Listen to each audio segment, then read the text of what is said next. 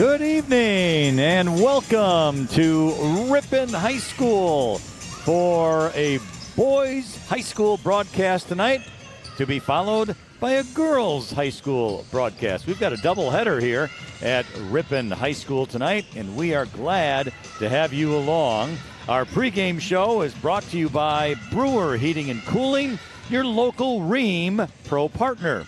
You can count on the trained professionals at Brewer Heating and Cooling for all your home comfort needs. We are glad to have you listening live on AM 1600 WRPN and 93.1 FM The Wave, and also streaming live on the World Wide Web at youtube.com/Ripon Channel. My name is Lynn Krause. I'm working with my longtime pal, and I'm a fan of his, let me tell you, Marty Ernser. And Marty, tonight, the Ripon Tigers overall with a record of 5-9 take on a non-conference opponent, but someone nearby, the Markesan Hornets, with a record of 2-10 overall. So we've got an interesting rivalry game here tonight. These two teams don't actually play each other that often, but it's always fun to play a school near your town. Yeah, and they used to. It wasn't too many years ago. You'd see them playing more frequently. They're from your neck of the woods, Randolph. They're in the same conference, the Trailways Conference with Randolph. And, it's good to strike up the competition again with these guys. They're a young team, Markesan. Let's talk about them first. They're 2-10 overall. They average 47 points a game, but they're very young. No seniors, a half dozen juniors, 6 also sophomores, and then they sprinkle in 3 freshmen. So they're 2-5 in conference. They average 47 points a game. Ripon, not too often do we look at the numbers where Ripon averages more points per contest. I know, right? Yeah. They're averaging about 5 better than this young squad from Markesan. Skip Lapers moved up after being very successful for quite a few years with the girls program in Markesan, coaching people like A.J. Rooney and so forth. And now he's taken over the boys squad. And you made the comment that, hey, he knows what he's doing. I said, absolutely. Well, you've said you've known him for many years. Yeah. And he was highly successful for the girls program. And apparently he was asked to take over the boys program. So it's it's kind of on the bottom there. And he's got quite a chore ahead of him. Somewhat very similar to Coach Schnell Harrison as well, who has a program that is on the lower echelon of programs, and he is assigned to try and build it back up. Now, Skip has already done that once with the girls program. Now he's assigned to the boys. Yeah, right. What kind of coach is he? If I recall, he's animated. Successful. He's animated. He's into it. I think players respond to that. He's not one of those quiet. Like Moriarty was the very successful basketball coach at Oostburg with the boys program. Vanderplas would have played for him. Yeah. And when I checked him out, in fact, they were playing Markesan in West Bend for this right to go to state. And I checked over there. I'm saying, somebody check this guy, make sure he's still there, still with us with Moriarty, Yeah. And that's when Brad Clark played for Markesan. But Skip is he's into it. I relate to that, actually. And I think that they know that players, particularly on the girls' side, hey, I'm in that battle with you. I'm there with you. I got your 6. Let's go. Let's load the wagon and smack the mules. So, yeah. And it's very similar to Mihai Schnell Harrison. We've kind of watched him on the sideline. Boy, animated, hands on his knees, arms out to the side occasionally, up and down the sideline. He's showing his players the defensive stance he wants them in. Get low, get wide, get those feelers out. Yeah, I relate to all that. So it should be an interesting game. Both teams would like to get a win because, like you said, they're both programs that are on the downside trying to fight their way up. But remember this, the Markesan team we see tonight will be fully intact and back next year. So that's what they got going. I want to spend just a moment to talk about, we didn't get the interview with Coach Schnell Harrison tonight, but the game that we covered with Wautoma. If you were going to tell me that Ripon in that game against Wautoma a couple nights ago was going to have 4 Ripon players in double-digit scoring, that they were going to shoot 50% from the floor in that game, including 47% beyond the arc on 9 of 19 shooting, and scored 12 points above their season average. And lose by 20? Yeah. Well, Yeah. even, let's see, Tuesday night against Mayville, Yep. they were, 15 points above their season average as well. So, I mean, they've, at least this week anyway, have really gotten some scoring going. I was just kidding Jaden Truchinski's dad to see if his elbow was all loosened and warmed up because of those 4 threes he had on Tuesday night. So, Yeah, I mean, they're letting them fly and, they're going in. Yeah, and not only that, he shot with a high percentage of on those threes that night. Well, it's going to be interesting tonight. Ripon, we want these boys to get another win because it doesn't get any easier for them and the girls for Ripon. Sure. I think they'll be heading into, I want to say KML. I'm not sure when they jump back in. They're going to be on the road for a while. We're not going to be seeing them for a bit. Again, our pregame show brought to you by Brewer Heating and Cooling, your local Rheem Pro partner, and you can count on the trained professionals at Brewer Heating and Cooling for all your home comfort needs. Marty, in less than a minute, we got a doubleheader tonight. I know. So this is the game that was rescheduled from the Storm, I believe, and the girls was scheduled for tonight, non-conference action with the Vikings of Winnebago Lutheran Academy. Tonight's keys to the win, I think, for Ripon. Hey, listen, Markesan comes in averaging just under 30 rebounds a game. Ripon's well below that on average by a half dozen or so. So they got to match, I think they got to match Markesan on the glass. And then the other thing I'm going to look for, they turn the ball over on average, Markesan Hornets, 20 times a game. Ripon, about half that. Ripon needs to take advantage of those turnovers on Markesan, Lynn, and then convert those to points. So who's playing tonight? All right, well, for Markesan, I was just waiting to see if there's going to be a national anthem, but apparently not here for this game. Probably doing it for the second game, but the scheduled game. Yep. Yeah. Well, anyway, for Markesan starting, number 5, Graydon Vredevelt, a 5'9 sophomore. Number 10, Cohen Hoffman, a 5'9 sophomore. Number 11, Michael Godursky, a 5'8 junior. Number 22 is Braden Zacco, a 6-foot junior. And 23, Austin Modero, a 6'2 junior. For the Tigers, going what they have earlier this week, Mason Killam, the 5'9 senior, Jaden Truchinski, the 6-foot senior, Jacob Riddick, the 6'4 senior, Henry Bettine, 6'3 senior, Logan Polash, 6-foot sophomore. So those are the starters. It's going to be Polash jumping center against Austin Modero. Yeah, and Austin Modero leads the team in scoring as is rebounding, double-double to the big fella, Modero. All right, well, it's the Hornets win the tip here. What kind of defense we have, Marty? Well, man, I don't see too many teams these days start in a zone. I'm sure there are teams, but we don't see it around here very often. All right, so the Hornets facing the Ripon's man-to-man and making a drive to the basket was Austin Modero. Good defense by Polash. The ball comes out very quickly. Truchinski to Declan Dudzinski, who is starting tonight, and he missed the layup, unfortunately. Yeah, don't wipe your hands off. Look down. Make the layup or just hustle back. So it's actually Declan Dudzinski starting in place of Jacob Riddick tonight. Yeah, so he likes to go with quick. I guess he's going quicker than he is bigger. So Markesan has the ball again. No score, just underway here. Here's Cohen Hoffman. We're over to the left wing now for the Hornets with Modero. He's backed in, now dishes it back outside the three-point line. Taking some dribbles there was Graydon Vredevelt. Posting up is Alex Richer, and he shoots it up. No good, but tips it back out to Michael Godursky. Bringing it back out to the three, driving the lane here is Godursky. Way back out on top now to Vredevelt. Over to the right side. Backing in here, Alex Richter. And Henry Bettine is following him on a reach. Yeah, and he didn't need to reach. He had great position on him. With his back to the rim, he doubled. Don't reach. The guy was sealed off and did not have an offensive move. So it's the first foul on the Tigers in this first half. Markesan again with the basketball. No score. We're about Mason Killam picked the pocket. Yes, nice steal by Killam. Gets the ball to Bettine, who will bring it across the timeline for the Tigers. Left corner now is Polash with it. Killam, Bettine, top of the circle, going to drive in the lane, pushes off a little, goes to Killam for a three on the left wing, and he hit it. You know, this last 3 games he's been on fire, and here he continues to start off on a high note. He really does. And Vredeveld brings it across the timeline for the Hornets.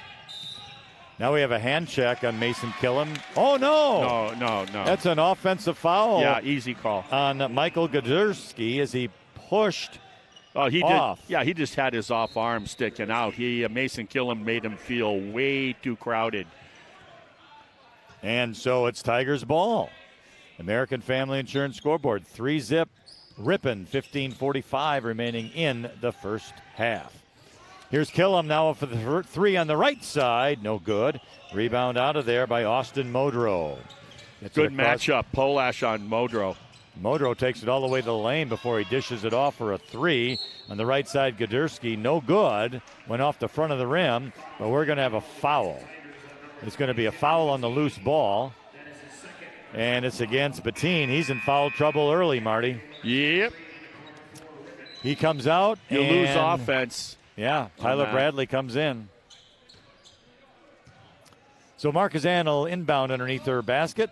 And getting it and in the lane, turning around to the shot is Austin Modrow. Good shot. Yeah, it's a strong move. You can see why he's averaging just under 20 points a game. Ripping quickly the other way. Logan Polash had it on the lane on the right side, but he lost control. Goes out of bounds. Turnover to Markesan. Rippon's got a press going. They're going to pressure the ball. The inbound comes in. They're showing trap on the ball and then man back. Hoffman is going to dribble it across the timeline. He pushed a little bit too. He's in the lane. Going to do a little jumper. No good. Killam the rebound. Hustling the other way. Right side. Yeah, no advantage. Good job getting back on D. Bradley to Truchinski. He had it pickpocket out of there by Markesan. Great that was hustle. really a nice play there by Cohen Hoffman. Hoffman, great job, the sophomore. One of the many sophomores it seems that plays. And now Markesan having a difficult time dribbling it there was Modrow, but he finally got the handle and gets it off to Gaderski. Into the left corner now with it is Hoffman. Goes cross court and can't handling the pass was Vredeveld. Out of bounds, turnover to Ripon.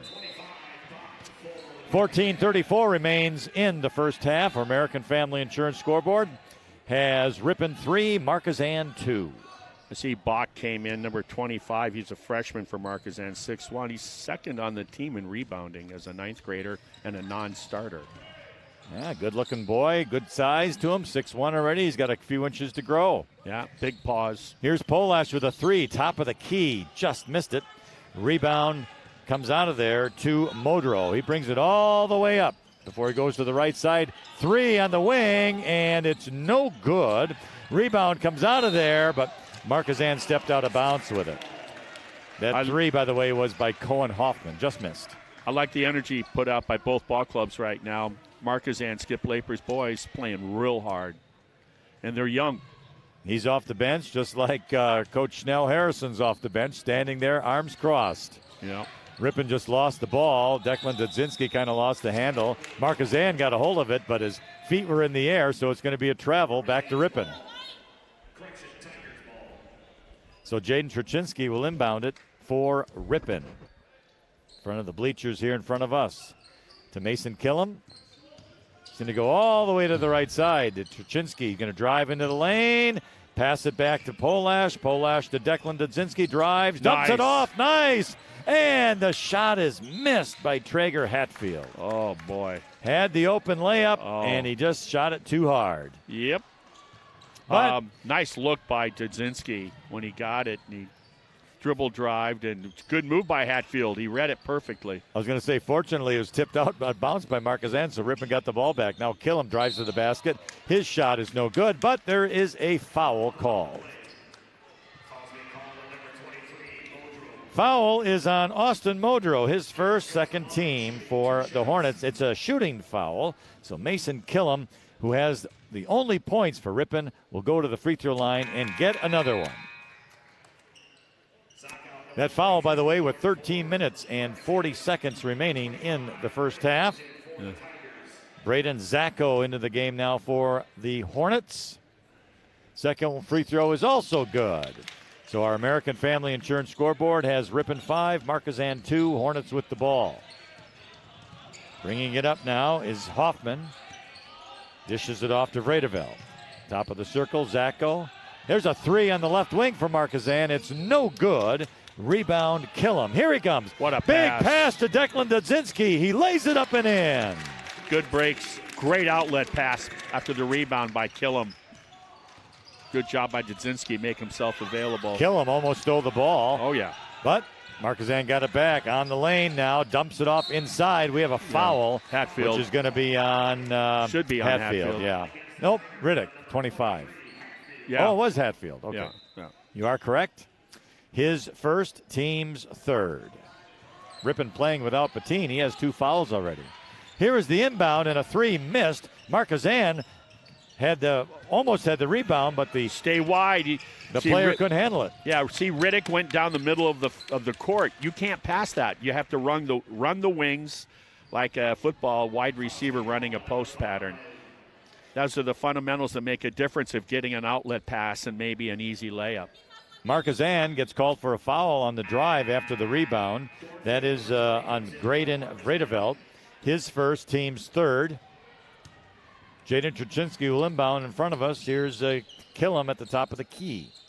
Right side, it's Hatfield. Jaden Truczynski into the lane, dumps it off Riddick.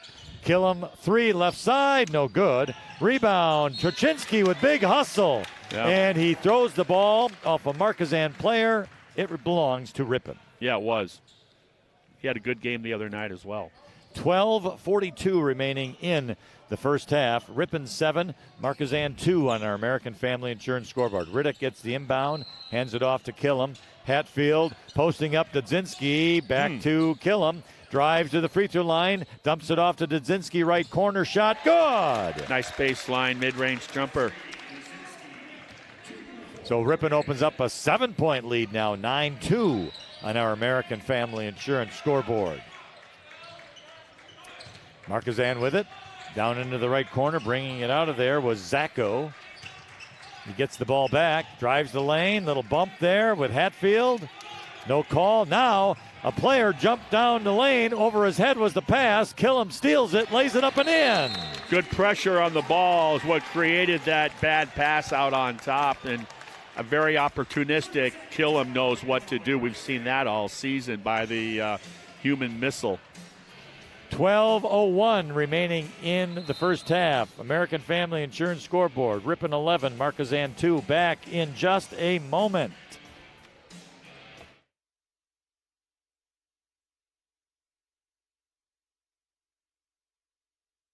Drive the roads and the lane with confidence all season long. Get ready for your next road trip adventure with Goodyear Tires from Cliffs Tire and Battery, West Fond du Lac Street in. Keep moving with confidence on your long drive ahead. Get ready for your next road trip with Goodyear Tires from Cliffs Tire and Battery, West Fond du Lac Street in Ripon. And we're back at Ripon High School. The game underway here. We're about 11:50 to go in the first half between Markesan and Ripon. The Tigers have an 11-2 lead here. Markesan with the ball, but they had some bad passes. It resulted in an over and back. I talked about 2 keys in this game by Ripon. Match Markesan on the glass in terms of numbers of rebounds. And most importantly, this Markesan squad averaging 20 turnovers per contest. Ripon less than half that many. Take advantage of that and convert those into points. And we've seen that quite a few times already in this game. All right, for the Tigers, they have Killam, Hatfield, Carter Brown is in, Riddick, and Declan Dudzinski. Here's Dudzinski with it. Carter Brown, Hatfield driving the baseline, the reverse layup, good! Traeger Hatfield, nice play. Yeah, it was.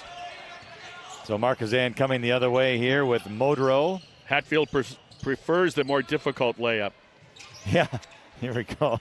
And it's Modero in the right corner with the ball after it was passed around a little bit. He's going to drive. He's in the lane. Shot is up off glass. No good. Yeah. Rebound bounced around out there. And Modero got his own rebound. Well, he was fouled. You can see why he averages 14 boards a game. Well, he's a tall kid. And he's 6'2", I guess. And a junior, and he's got some good athleticism to him, too. Polash comes in. Dudzinski goes out. The Ripon foul is on Traeger Hatfield. I was watching that JV game beforehand. Didn't Ripon win that? Let's see here. They won that by double digits, I think. Ripon did. And I noticed that there was a Dogner, or a Dogner on that JV team. I'm going, imagine that, a Dogner from Markesan. Markesan. The inbound came to Austin Modero. He did a nice turnaround, went up for a shot, and was fouled. He missed the shot, but he'll go to the free throw line to shoot 2 free throws. The foul on the way, Traeger Hatfield, and he's in trouble, Marty. He's got 3 already, 15. So the free throw by Austin Modero is good. So he has all 3 points for the Hornets. A lot of substituting. Yeah, last game was a home game for Markesan Tuesday night against Lamira. Lamira handled them. Took him to the woodshed, 75-36. Bettine came into the game to replace Hatfield. And the second free throw is also good by Austin Modero, the junior. Nice touch. So Ripon will bring it up. Mason Killam, top of the key. Goes right side. Bettine, he's going to shoot a 3 off the back of the rim. No good. He's hungry. He's been sitting. Modero got the rebound. He's going to take it all the way to the hoop. Lays it up, and he missed it. Riddick got the rebound. What an aggressive play. Here's Killam. Across the timeline, Carter Brown. Polash, left side, Brown back. Here's Killam. He's going to try 3 right wing. Got it! Boy, did I like that. How quick Brown on top moved that ball from side to side. Crisp, quick passing allowed Killam to get a good look on the 3 on the catch and shoot. 10 points already for Mason Killam. American Family Insurance scoreboard. Tigers 16, Hornets 4, 10-19 remaining in the first half. Ball goes out of bounds, knocked out by Ripon. So the Hornets will have it underneath their basket on the left side as soon as they can determine who's going to actually inbound it. There we go. We've got Owen Dornfeld who's going to do the inbounding for Markesan. Lots of Dornfelds, too, for Markesan. Generations and generations of them. It's a D thing. All right. With Dogner and Dornfeld, we got to walk. Yep, traveled on the inbound. How are you enjoying the warming? 11 degrees. Tell you what, 10 degrees makes a difference even in cold weather. I never thought I'd see you wear a swimsuit to broadcast a game, but nothing surprises me about you anymore. Here we go. Okay, Logan Polash to Tuchinski in the left corner. To Jacob Riddick. He's going to drive. Nope. Passes it back out to Polash, Killam, Carter Brown. To a couple dribbles. Tuchinski, wing left side 3. No good. Rebound out of there once again by Modero. Yeah, great position. Good guarding by Polash. Like I said, I like the matchup of Polash guarding Modero. Goderski has it now. Nope. Check that. That's Richter who has it. Goes over to the right side. Hoffman. Hoffman drives into the corner, and he'll drive it back out. Trying to post there is Ryan Bach. Beautiful pass by Hoffman. Yep, to Austin Modero. And he knew Modero was going to go right down that lane, and he led him like a quarterback to a tight end. I thought that we were going to get a hand on that entry lob at first. Didn't it look like? And he just missed it he shouldn't have trimmed his fingernails, the Ripon kid. Modero missed the shot but got fouled, so he goes to the free throw line. The foul is on Logan Polash, his first, team 6th, and Modero makes the first free throw. And how many times has Modero been to the line? I'm going to say at least 3, maybe 4 times already. So he's going to shoot one more. He has all of Markesan's points, which are 5. And he missed that one. Tuchinski got the rebound. Back now. Bringing it up there was Carter Kissinger, who's in the game. So Jaden Tuchinski goes over to Declan Dudzinski. Polash left corner, driving to the basket. Stops. Jump pass to Declan Dudzinski. Drives in the lane. Dishes it off. Polash left side on the baseline. Missed it. That'll come with playing time, with floor time, just like we talked about Anna Farney with Ripon College, how you just getting that playing time now, and she's now become more of an offensive player, not just defense. Same thing with this sophomore Polash for Ripon High School boys. Balls get passed around there. Markesan does. It's on the floor. Intended for Austin Modrow. Was that? No, 25. That was Ryan Bach. And it becomes a held ball with possession to the Tigers. 4 bodies crash into the floor. First thought was someone lost a contact lens. And I said, nah, that was too aggressive. Those guys they wanted it. So the possession arrow to Ripon. Tigers will be bringing it up now. 8:45 remaining in the first half. Mason Killam driving to the basket, dishes off Turchinski, 3 left corner, no good. He goes down, no foul. Modrow gets the rebound again, aggressive all the way to the left side, takes it to the hoop, lays it up, but he missed it, gets his own rebound, tries a reverse and missed it, and it comes out of there to Mason Killam. There's a race to the basket the other side. It was knocked out of his hands, though, by a hustling Austin Modrow. Yeah, doesn't he move well for a big? His energy level, he's just a larger version of Killam. And there was a foul then on the play, and it is going to be on Owen Dornfeld, although I'm surprised at that because I know that Modrow knocked that ball out of bounds. It was Modrow that knocked it out? Okay, I thought it was Killam that knocked it out from behind. Modrow knocked it out from behind. But I thought it was clean. I did too. They're going to give Mason Killam 2 free throws as well on that, and he made the first one. He should get 2 free throws. He was in the air going to the backboard. So the shot, no good, the second one, but Modrow gets the rebound. You can't miss him, folks, if you're watching on YouTube. He's got those beautiful green shoes. Well, you can say beautiful. His teammates sitting on the bench has the same pair. Lime green. I'm not sure what that green is. I don't think it's kind of like the Nickelodeon sludge green, you know. That was my 11th guess. Inside now to Modrow, a lob from Bach, and Modrow tries to go up, but he's going to get a foul called on a Ripon player. Looked like a held ball, but no. Yeah, unless they were calling somebody else on the foul from behind. Well, just when you think you've seen it all, I don't know if there's a color Nike's not making. I know, right? Yeah, I mean, we got a player for Markesan when he comes back out. I believe it is Herwig, Josh Herwig. He has a different color shoe on each foot. I kid you not. So Modrow makes his first free throw. The foul on Declan Dudzinski, his first, team 7th.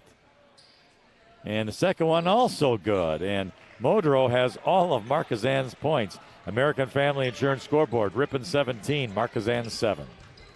Here's Killam taking it all the way to the basket. He takes a shot on the right wing, but he missed it. Rebound came out of there to Bradley, who gave it to Carter Kissinger, who laid it up and in. Nice little baseline jumper by Kissinger. Yeah, soft touch. Talk about those rims this season. They are soft. Very kind to shooters. Inside now to Bach. His shot is up, no good. What a tip-in by Austin Modrow. Modrow's always on the weak side from where the ball's coming, where they tell you to be statistically for rebounding. My goodness. He's got them all, like he has them all, yeah. Now Jaden Turchinski drives to the hoop, tries to pass inside, but nobody touched it. Went out to the top of the key to Killam. Killam down into the right corner to Declan Dudzinski. He drives to the basket, brings it back now to Carter Kissinger to Killam. He's at the top of the circle now. Declan Dudzinski drives in the lane, going to take a shot, and it's knocked out of bounds. Back to Ripon. Jacob Riddick into the game now for the Tigers. And Bradley goes out. Alex Richter in for Markesan. Bettine back in too. Jaden Turchinski goes out. And Herwig and a turquoise shoe on the left foot and a hunter orange shoe on the right foot. Yeah, I see Markesan. that. All right. Riddick has it. Killam, Bettine, Carter Kissinger. Passes it to Killam in the lane. Nice. Dumps it off Declan Dudzinski. Drives to the hoop. Lays it up. Good! Way to take advantage of the closeout, Dudzinski, reading his body and then going baseline for that nice finish. American Family Insurance scoreboard, Ripon 21, Markesan 9, 6:30 remains in the first half. Here's Bach going to go to the basket, knocked out of there by Declan Dudzinski to Mason Killam, who lays it up with the right hand. Good! Yeah, he knew if he went up with a high shot instead of the scoop, it would have been blocked. Good finish by the guard. It really was. So here's Vredeveld now. Goes over to Richter. Richter Push inside the box. Stolen away by Killam. Oh. He tries to bounce pass to Carter Kissinger, but let him too much out of bounds. Actually, I thought Kissinger slowed up. I didn't think he was going to. I think he was thinking he's not going to attempt that pass. They got to watch the small of the back. What Skip Laper has his boys doing is feeding their big guys. They're fronting the post Ripon, and then they're lobbing, leading them to the thing. Well, he pushed off in the small of the back on the Ripon kid. Let's see if we see that again if it gets called next time. Regarding Mason Killam, if you're going to be playing with him, you better be going 110% because that's what he does. Yeah. He's always at 110%. Here's the inbound or inside to Modro, but another foul is called. He was triple teamed. So Jaden, who got called for the foul there? Declan Dudzinski got called for it. His second personal, 8th team. So Austin Modro will get a bonus now. 1 shot plus 1 if made. I like Modro's haircut. We're talking 70s. That is late 60s, 70s haircut. Over that forehead, into the eyes. Yeah. There's a little curl out about curl. it. Yeah. Oh, yeah. I had some teammates with hair like that. And look at that. He makes another one. Marty, he has got, 6 free throws already in this first half. And he has all 10 of Markesan's points. He gets another one. And he makes that one. Good job, Austin Modro. All right. Practice makes perfect or makes better. Here comes Mason Killam. Over to the right side. He has it on the wing. Polash, corner. Here's a 3 up off the glass, no good by Carter Brown. Yeah, he made one of those threes at the end of the game the other night. Richter got the rebound and dished it off to Hoffman, who takes it up to the basket, but dribbled it off his knee out of bounds. Tigers ball. The thing that we're seeing here tonight in this game, for me, for the first time this season, is how Ripon is able to get really good looks in the half-court offense. They're getting open shots. So here's Carter Brown with it. Over to Mason Killam. He's on the right side, going to make a move. Goes to Bettine. Bettine goes in the left corner. Pulls it back out. Killam. And he had a pass stolen away there nicely by Richter. Richter and a nice handoff to Hoffman. Ooh. Hoffman goes to the hoop, and he was fouled. I'll tell you what, that was a nice block by Brown. He had top of the ball. Excellent job. But he got him with a body, and that's a foul. His first, team's 9th. Or maybe he didn't. I don't know. We're kind of far away, Marty. But nonetheless, Cohen Hoffman gets 2 free throws, and he makes the first. So other than Austin Modro, a point from another teammate.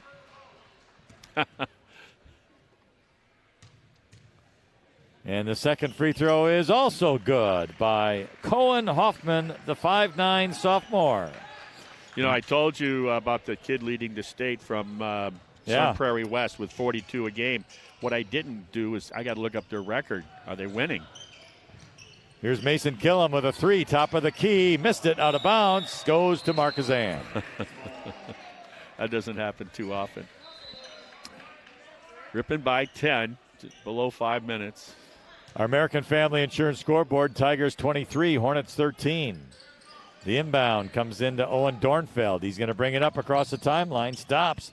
Dishes it off here to Cohen Hoffman for a 3. Off the front of the rim, no good. Riddick runs down the rebound. Gives it to Mason Killam, and we're headed the other way. Does Modro ever come out of the game, huh? Killam. Carter Brown, another 3, left side. He got it! Carter Brown! That a boy.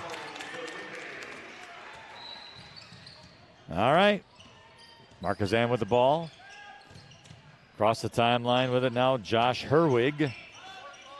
Here is Richter. Herwig. He's going to try a 3 right wing. He hit it! Josh Herwig.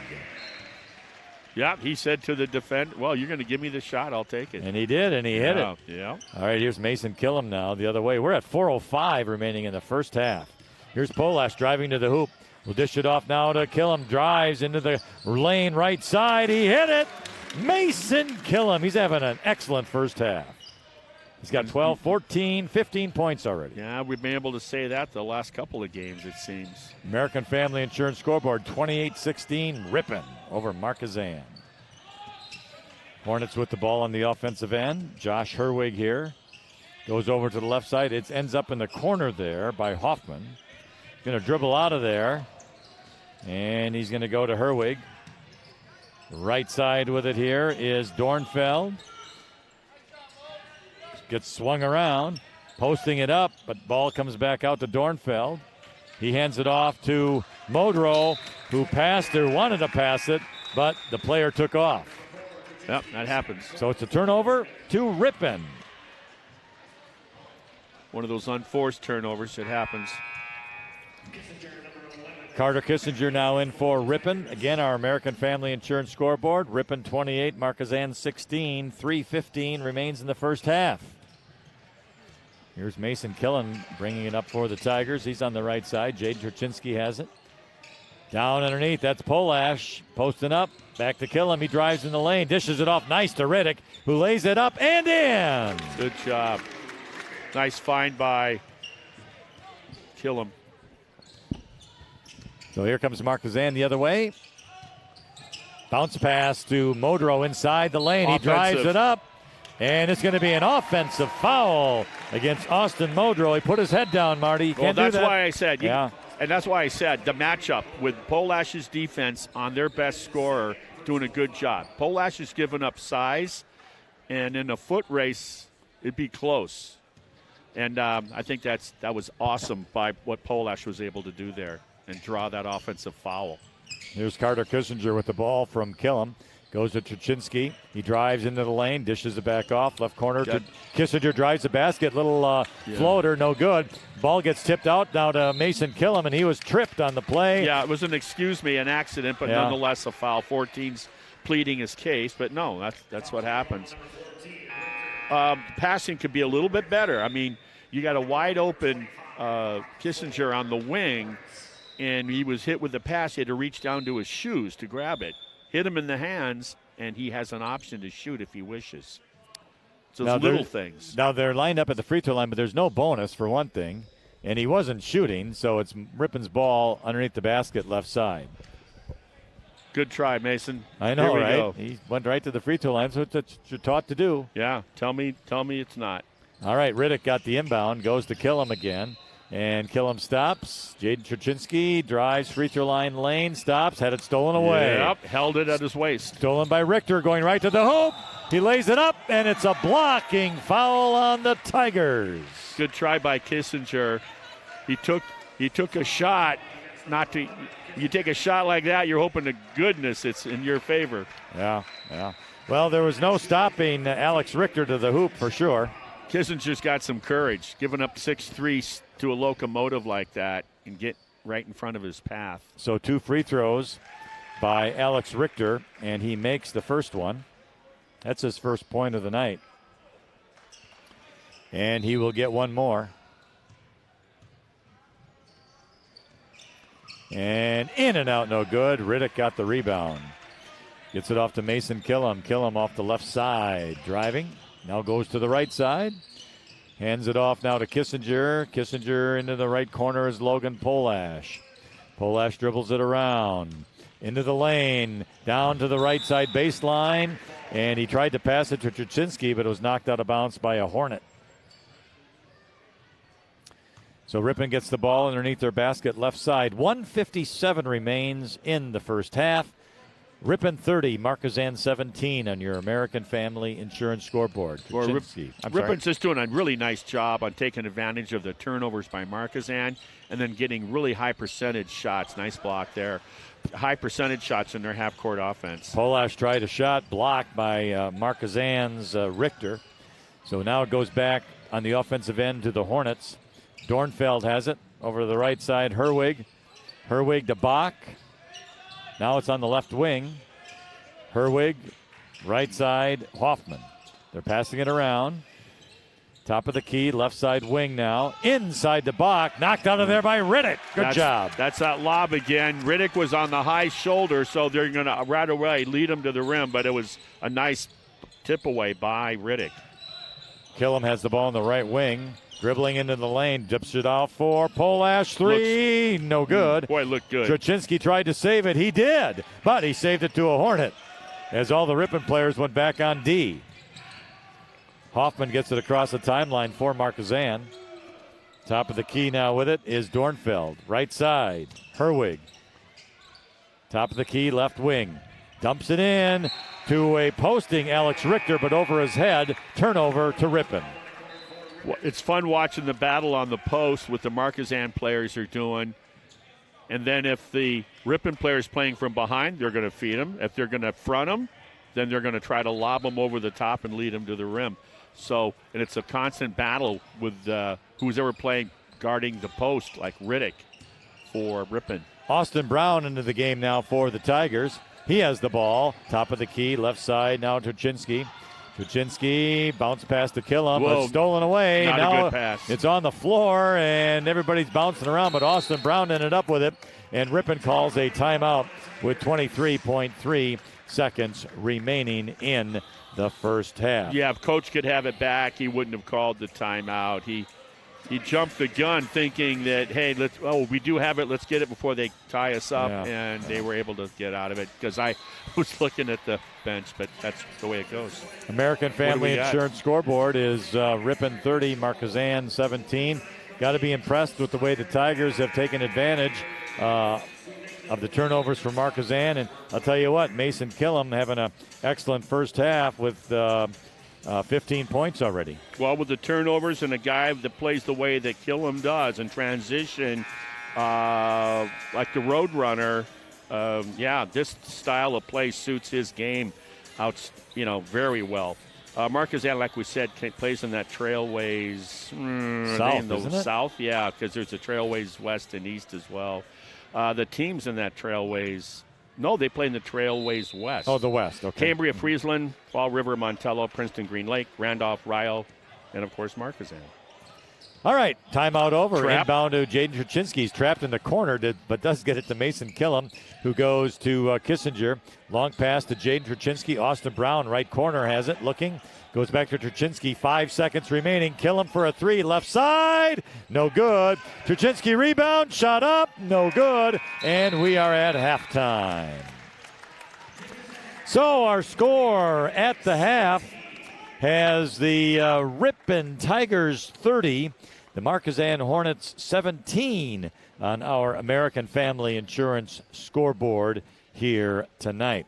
Tell you what, we're going to take a timeout, but before we do, we want to let the folks know that Route 23, Highway 23 West in Ripon, is a great place to go now for some breakfast and your lunch. And on Friday night and Saturday night, they're open till 9 o'clock, Marty. It's the same folks that own Roma's, and they just said, you know what, we're going to mix things up and stir the pot a little bit in this little town. And that's what they've done. That is a great family that runs a great business, great food for a good, fair price. All right, and that's Route 23, Highway 23 West Ripon, and the former Aromas. We hope to see you there soon for breakfast, lunch, or Friday night fish. We're going to take a timeout, and we will be back in a few minutes. I'll run down the scoring, and of course, if we have time, Marty will always entertain us with something, and if not, we'll move on. Yeah, or I'll just make something up. There you go. All right, back in just a few minutes.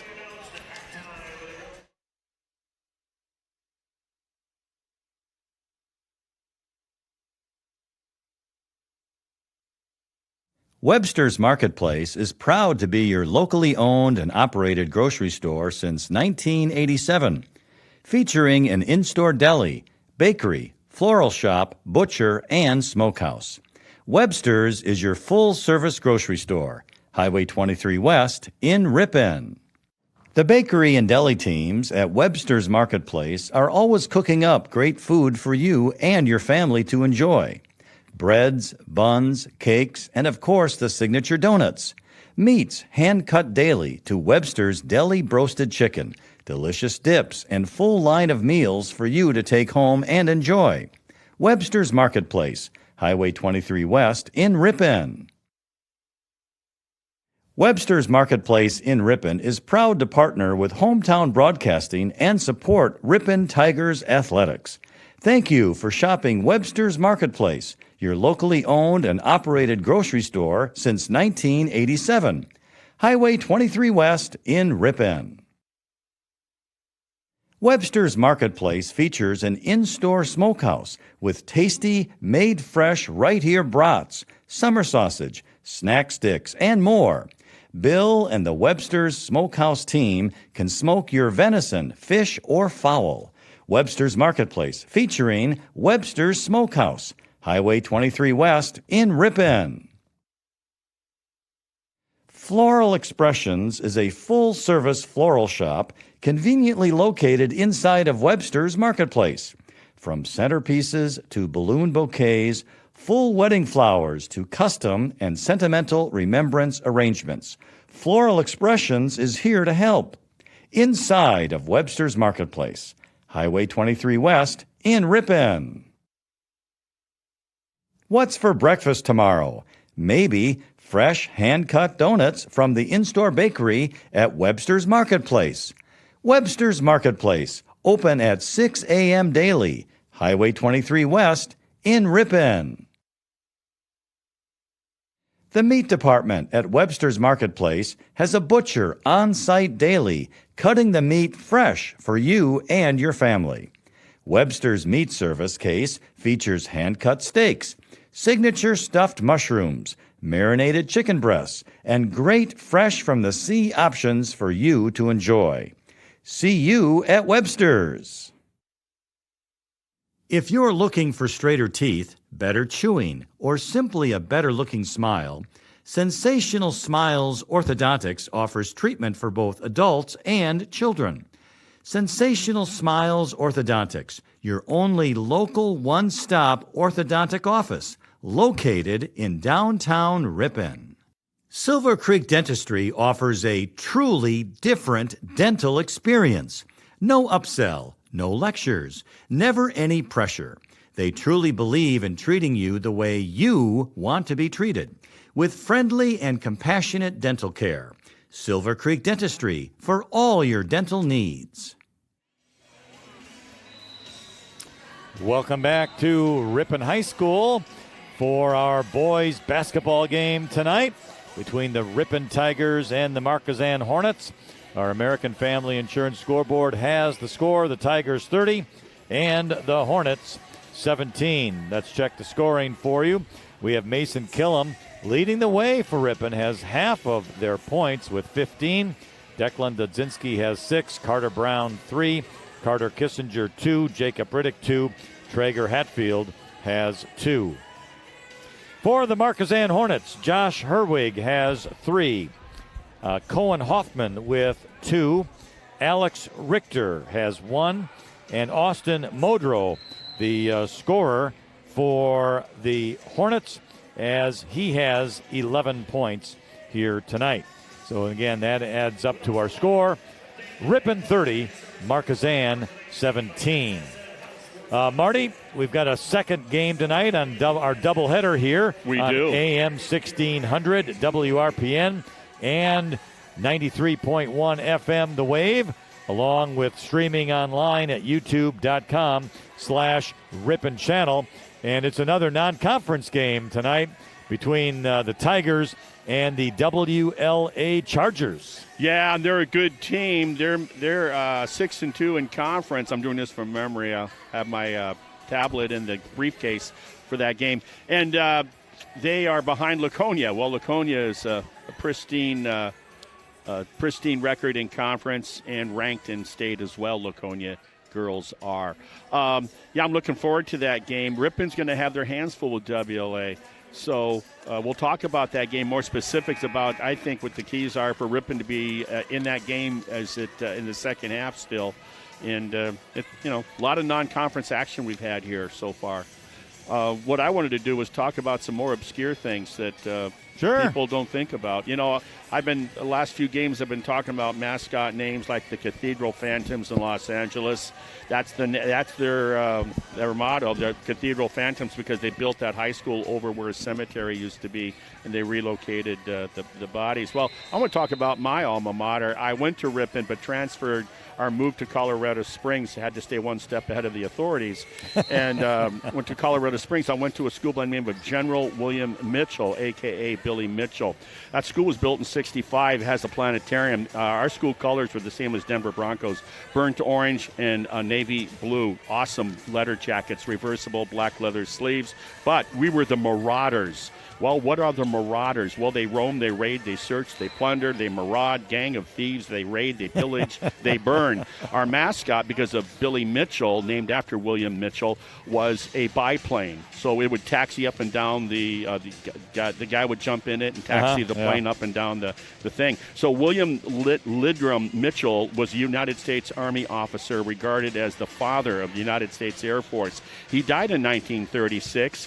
And is buried in Milwaukee, Wisconsin, hence Mitchell Airport in Milwaukee. Oh, yeah, sure, William Mitchell Airport. Is named after him. He also is a veteran of the Spanish-American War, World War I, and Ricky Schroeder, the actor, portrayed one of the officers in the Lost Battalion in France in World War I, where they outpaced their two flanks, and they got surrounded by the Germans and the enemy, and they were called the Lost Battalion. He was one of those guys that was in there. So we were the Marauders. I thought that was pretty cool from just being a Tiger. Yeah, that is kind of neat. About that. Next time we talk, we're going to talk about the old Little 10, the Little 10 conference that Ripon was a part of back in the early 1900s, and how that started up and what schools were in that, and that sort of thing. And we'll talk a little bit about 1928 and 29 with the WIA Board of Control and what basketball was happening back in Wisconsin when it was just getting kind of, in its movement to be what it is today. All right, and we'll get to that here in a little bit, but we're going to have the second half for you shortly, and we'll be back with that after these messages. Walsworth Printing in Ripon believes a company, like a family, is made stronger when differences are embraced and not condemned. Check out walsworth.com/careers for hiring opportunities. Proud to support Ripon High School. Holman Automotive Group is committed to providing a professional and positive sales experience along with the best possible service. Their friendly and knowledgeable staff is always willing to go the extra mile to make sure you are satisfied. They are proud to be a part of the local community and look forward to serving you for many years to come. Holman Automotive Group in Ripon and Waupun. Hometown Radio, the home of the Wave and the Bug, is your local source for news, weather, and sports. Tune in to WRPN 93.1 FM and AM 1600 and team up every weekday morning with Bob Nelson to find out what's happening in your area. And we're back at the Tigers' Den. Second half just getting underway as the Markesan Hornets get the inbound. And starting for the second half for the Tigers, we have Killam, Torchinski, Bettine, Polash, and Dudzinski. Yep, starting five. For Markesan, here we go. We have Godursky had it. Now he posted up, passed it off now to Richter. He gets it back, and he takes a shot, no good, goes out of bounds, and it'll be a turnover not a turnover. The ball goes out of bounds after the shot, and it will be Ripon's ball. So Bettine will inbound it to Mason Killam as he brings it up over the timeline, right side. Goes over now to Bettine. Bettine, Polash, left corner. Declan Dudzinski did a nice move across the lane. They hands it off to Henry Bettine, who was storming down the lane for a lay-in. Wasn't that a nice use of the window by Bettine? We talked about that the other night, how you get those shots. Do I use the glass or try to finesse it over the rim? He used the glass nicely that time. Yes, he did. So the Hornets have it in the lane. The ball's hanging around there. Modro ends up with it. He takes a shot. He hit it, and he's fouled on the play. He is such a helter-skelter animated player. Everything's flying around. He's going 150 miles an hour after that ball, and he just creates contact. Logan Polash gets the foul, his second, team's first, and Austin Modrow will get a free throw, and he missed it after making 7 free throws in the first half. Yeah, not a good miss either, if there's such thing. Yeah. All right, Logan Polash brought it up to kill him to Tuchinski, wing left side. He's going to drive into the lane, stop, fake, shot, no good. Rebound out of there by Cohen Hoffman of Markesan. Good box out by Hoffman. And for Polash to have 2 fouls and with his assignment to guard Modrow, just picking up that second foul now, it's a good job by the sophomore for the Tigers. Richter has it. Over the left side goes to Vredeveld. Vredeveld looking, back to Richter. Back out now to Modrow at the free throw line. And he missed the shot, goes out of bounds. Nope, and they're not going to call over the back. They're just going to say it was off of Markesan. All right, I jumped the gun. Off of Markesan. Good effort out there, though, by Michael Godursky. Yeah, not to foul and to do what he did.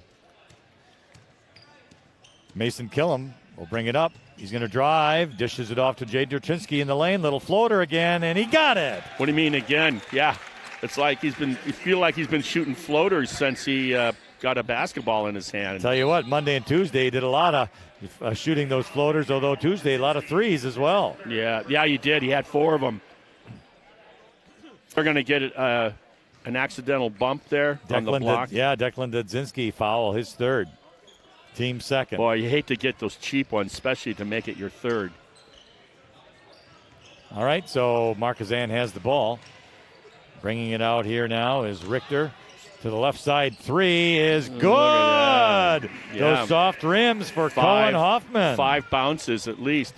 One change that they made in the locker room at halftime for Ripon in the half court defense, they are trying to trap the ball and then recover. There's a reach and a foul on Markesan. Yeah, Logan Polash gave the ball to Mason Killam, and Killam was fouled on that reach by Graydon Vredeveld.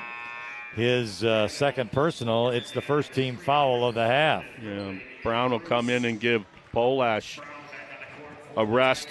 He's going to take on that high-flying act of Modrow.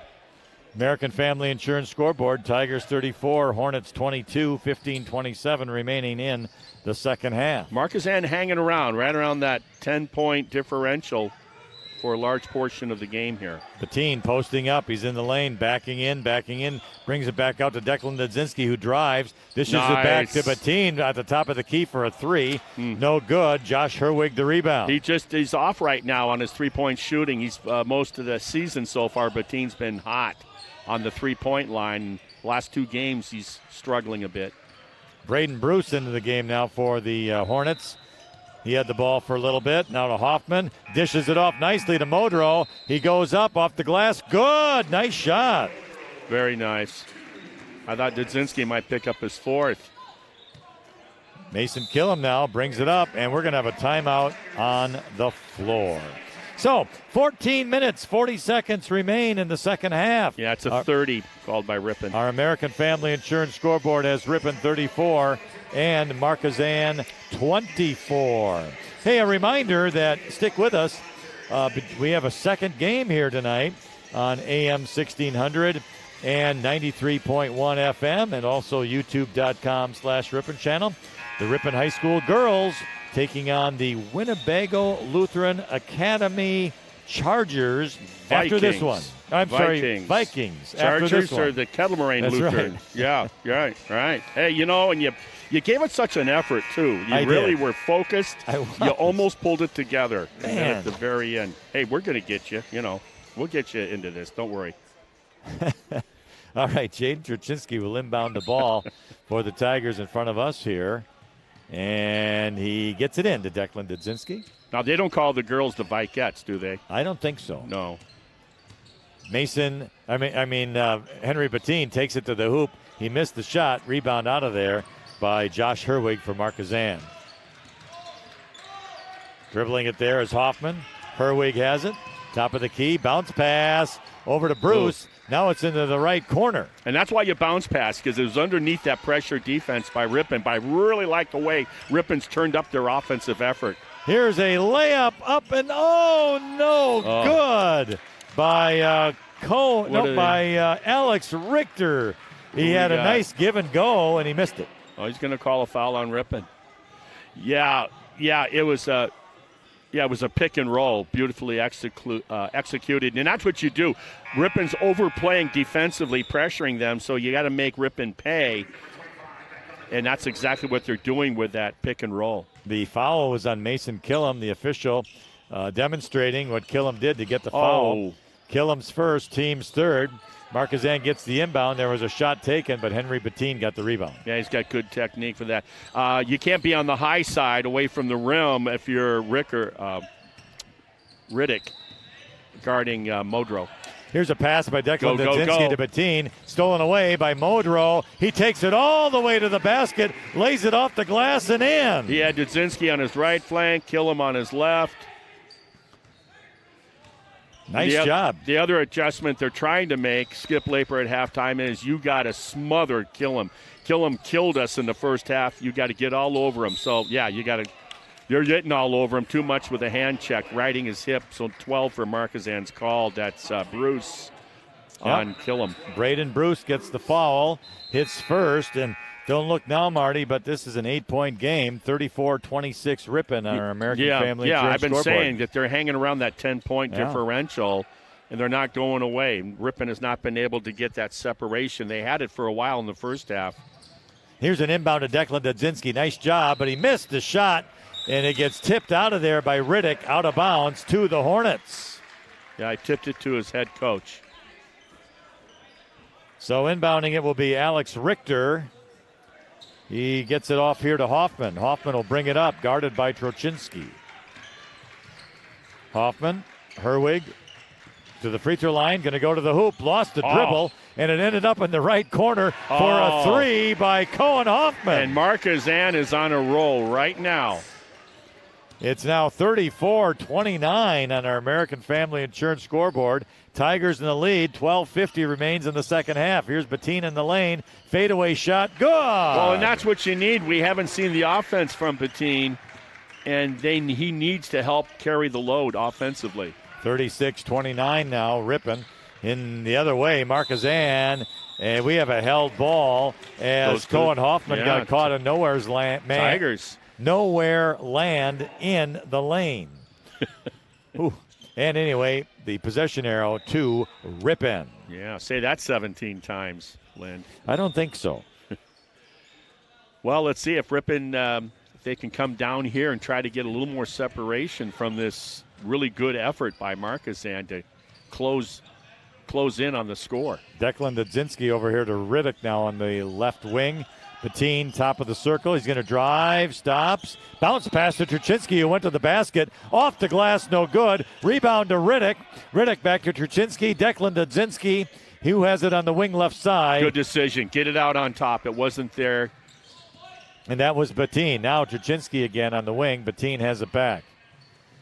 Declan Dudzinski making movies in the lane, fakes, bounce pass to Riddick, but it was stolen away. Yeah, if he's guilty of anything, Dudzinski overpasses. Now here's Modrow taking it all the way to the hoop, and he laid it up and in. He looks like he's out of control, doesn't he? Everything is flying around, and yet beautiful finish by the big guy. Flying around, including his hair. Yeah. All over.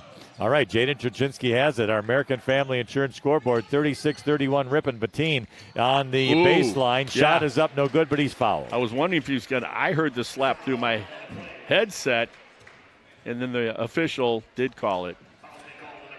So the foul is going to be on Austin Modrow, Marty. That's his third personal and third team foul, and Henry Bettine gets 2 free throws. Yeah, they can't afford to lose him, not the battleship.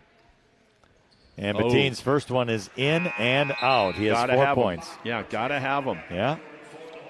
Bettine didn't have his typical scoring night against Wautoma the other night, 2 nights ago, and they really need it here tonight. Second one is good by Bettine. By the way, Modrow goes out of the game now with his 3 fouls, and Ryan Bach comes in. Coach Laper can afford to do that since it's a single-digit deficit at this time. Braden Bruce gets caught, but double-teamed, but he did get the ball out of there to Markesan, to Cohen Hoffman. Now, what a lay-in by Ryan Bach, and a good look, and fined. Ripon's doing a great job of pressuring, but Markesan's doing a better job of finding the open man under that pressure. Here's Bettine. Riddick, baseline left side, fadeaway shot, no good. Rebound, Josh Herwig. One and done. Here come the Hornets, can get it in within 2. Braden Bruce with the ball now, wing left side, dribbles to the free throw line, stops, and he goes back now to Bach. Found underneath, but it was stolen away, but just for an instant, as Alex Richter then ended up with it, and he's out of bounds on the floor. He's injured trying to save the ball. Yeah. And he's hurting. So I'll tell you what, let's take a timeout, shall we? 10:41 remains in the second half. Our American Family Insurance scoreboard has Tigers 37, Hornets 33. Back in a moment. Our halftime show is brought to you by MPB Builders, known as an industry leader in post-frame construction. You can trust MPB Builders, a 13-time winner of the National Frame Builders Association Builder of the Year Award. Friendly service, competitive pricing. Modern Overhead Door does a tremendous job with quality installation of new garage doors and providing professional service after the sale. Selling residential and commercial CHI overhead doors. Modern Overhead Door, family owned and operated in Ripon. Call 748-5000. All right, we're back in action. Ripon has the ball. It's Bettine in the corner. He's saving it, threw it high in the air, and Cohen Hoffman ends it up with it for Markesan. Long pass. Mason Killam with a steal. And he gets great it. Interception. He lost it and is knocked out of bounds by Markesan. Yeah, Dudzinski's got to do a better job of passing. He's dribble driving, but his pass has got to be better than that. And sometimes, like I said earlier, I think he's sometimes passing to a fault and we're getting turnovers. Hey, stop and pop. He's got a nice shot. Declan Dudzinski brings it across the timeline for the Tigers to Henry Bettine. Bettine to Killam. Killam tried to get it out of there, but it was knocked away. Now Declan Dudzinski ends up with the loose ball. And his pass to Bettine was almost stolen away by Josh Herwig. Goes out of bounds to Ripon. Nice job. Better use your backyard. Seal off the defenders on your backside. Jaden Turchinski will inbound it for Ripon. And he's looking, gets the bounce pass to Killam. Nice shot up and in. Well, nice job there. Very good looking play. A lot of traffic there. People got caught up. The defense did. So here come the Hornets the other way with Herwig. He's going to get a bounce pass to Bach. Back out here to Zacco. And Zacco to Hoffman, who does some dribbling. To the free throw line is Braden Bruce, but he brings it back out. Wing right side, driving into the corner was Herwig. Cross-court pass for a three by Hoffman. In and out, no good. Rebound, Bach. Gets it to Bruce. Another three. And this one's good by Cohen Hoffman. Look at this at the 9:10 mark. It's a 3-point game. Ripon 39, Markesan 36 in our American Family Insurance scoreboard. Ripon with the ball. Turchinski, Killam going to the lane. He was fouled. Missed the shot, but he was fouled. So the Hornets get a foul here. It's a 2-shot foul on Braden Bruce. His second personal. The twin Jade Shoes brothers are coming back in for Markesan. And Killam makes the first free throw. Yeah, Richter and Modrow coming in for the final stretch for Markesan. So to think that Modrow's sitting on the bench with 3 fouls while his teammates are making a run at Ripon, huh? Yeah. That's not a good sign if you're a Tiger. Because it just went from a little difficult to more difficult defensively for Ripon. All right, Mason Killam will get the second free throw, Yeah, and it's good. Yeah, Modro averages 19 points and 14 rebounds. Well, he's got 19 right now. All right, Hornets with the ball, down 5, 41-36 in our American Family Insurance scoreboard. Braden Bruce with it, posting it up is Bach. He turns around, tries to shoot, but he's fouled, and the official says the foul is on the floor. You know what Skip Laper has his team doing very, very well? Passing. Their passing is outstanding. Some of the best I've seen this season. It's consistently good, feeding the post or whatever they're going with it. They get it there, and they get it there in good fashion. Hatfield's fourth personal foul for Ripon, fourth team of the half. Inbound goes to Modro, who's back in the game. Left side, shot no good. Rebound, Bruce throws it up with the left hand, and it's good. Yeah, he did. Beautiful. Beautiful. And Bruce is 5'9", sophomore. Now it's 41-38 Tigers on our American Family Insurance scoreboard. 8:21 remaining. Here's Mason Killam with the ball in the lane. Shot is no good, and Modro gets the rebound. Here he comes, flying, and they do stop him. He's at the free throw line. He bounce passes it off here now to Hoffman. They stopped him. He lost the dribble. And Hoffman goes underneath. Nice pass on a give and go. Shot missed, though. Traczynski challenged it. Now Mason Killam quickly the other way. He goes to the hoop, and he's fouled on the play. Way to create the contact. I'd be getting football helmets out. Ryan Bach missed that give and go, and the rebound came out of there to Killam, and he took it all the way to the other end. Yeah, Bach missed it because give Traczynski some credit for bothering that shot. The foul was on Alex Richter, his second, team's fifth, and the free throw was no good by Mason Killam. The first one, he gets a second one, but first we have a timeout on the floor. It's a good timeout. I think Chanel Harrison does a really good job of managing his timeouts. We talked about that before. You got a team like Markesan creeping back into the game just down by one possession. He needs to talk to his guys and let them know what he's thinking. Hey, just want to give a big shout out. Maddie White's birthday today, and he's sitting down here in front of us. And he's a super fan and a best friend of everyone. So happy birthday, Matt White. How old are you? Yeah, you're right. He's at every game. College games, high school games. The duck races at Greenville. I mean, he's everywhere. The catfish races. Yeah, doesn't miss it. What do they have? Those dragon boat races in Oshkosh. He's at that too. Yeah. Oh yeah. He's yeah. No, he goes to all of the volleyball, soccer, cross country meets, football games. So yeah, Matt White. Happy birthday. Yep. Okay, 7:58 remains in the second half. Our American Family Insurance scoreboard, Tigers 41, Hornets 38. What an effort by the Hornets tonight. Thought for a moment Ripon was going to stretch this game out, leading 13 points in the first half, but the Hornets fight back. They've reeled them back in, and much-needed free throw there. Every free throw now is going to count for both ball clubs. All right, Cohen Hoffman brings it across the timeline for Markesan. Goes over to Braden Bruce on the right Ripon side. 3-2 zone. Bruce gets it back. 3-2 zone by Ripon. Modro. And we'll see what happens. Hoffman, Bruce. Right side again. Hoffman.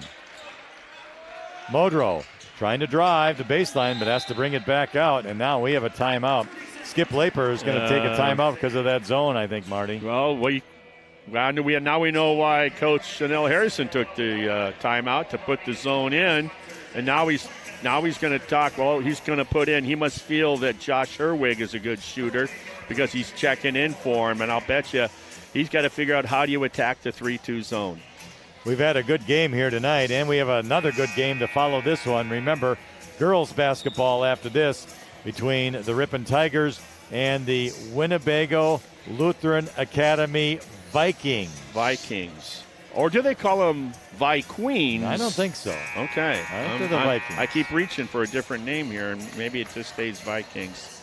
I see they purchased some land on Highway 23 coming into Fond du Lac for a future school site. Yeah, more than just some. I think quite a bit. Oh, yeah. You could Yeah, you could do a EAA out there. It's going to be a big school. Yeah. All right. Markesan gets the ball back. Again, Ripon remaining in that zone. Here's Modro, who's posting up. And gets the ball back after it went in the corner. He's trying to dribble. He traveled, actually. And no call. But a three by Cohen Hoffman. A 1-point game. What they're doing, they're feeding Modro on the block. They double, so he kicks it out to the shooter on the in the corner on the baseline, but he couldn't get the shot. Cohen Hoffman has 4 threes in this game. Here's Killam to Hatfield.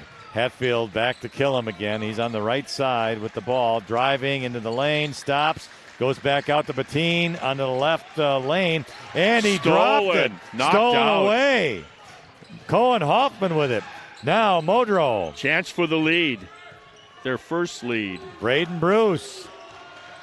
Over to the right side, into that corner is Herwig. 6.5 minutes remaining on the American Family Insurance scoreboard.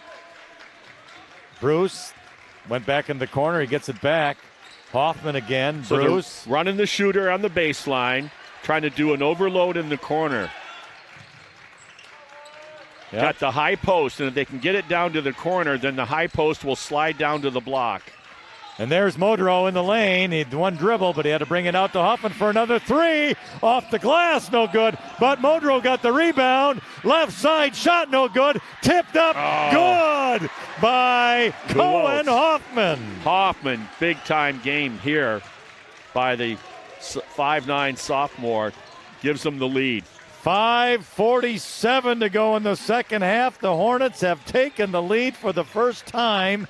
43-42 on our American Family Insurance scoreboard. Carter Kissinger's in the game for Ripon. Now here's Bettine. He's at the free throw line with a shot. He hit it. Henry Bettine. That's what they needed right there. Ice right there. Mid-range jump shot. Reclaim the lead. He's got 7. Bettine does. Reclaiming the lead. 44-43 Ripon. Driving to the basket. Shot no good by Josh Herwig, but officials called a foul on Carter Kissinger. Ripon's got to do a better job in that zone. It's a little more difficult to box out, to locate somebody in a blue jersey, but they got to do that. Because what's hurting them is the second and third chance opportunities, which was that basket that gave them Markesan the lead last time. So the free throw by Herwig is no good. The foul on Kissinger, his second, team's 5th. In for Ripon now, Declan Dudzinski, Jacob Riddick. Out goes Carter Kissinger and Traeger Hatfield. Yeah, and Hatfield did a nice job. Traeger Kissinger did a good job of giving Killam and Dudzinski a rest to finish this game out with 5 minutes and change. He makes that second free throw. We're all knotted up here. At 44 on our American Family Insurance scoreboard. Here's Declan Dudzinski driving to the lane. He does a turnaround, little fade, shot good. That's what I like to see. I didn't want to see him kick it out. They're not picking you up. Nice job, Declan. Ripon regains the lead, 46-44, 4:55 remaining in the second half. American Family Insurance scoreboard. Hornets with the ball. Here's Modro making some moves. Does a fake. Shot is up. But he's fouled on the play. There's no reason to foul him on that. It was good defense. They were doubling him. They were doing everything you wanted to. You don't want to foul him on that. And the foul on Jacob Riddick, his first, team 6, though Modro will now get 2 free throws. And he has 19 points tonight. Make it 20.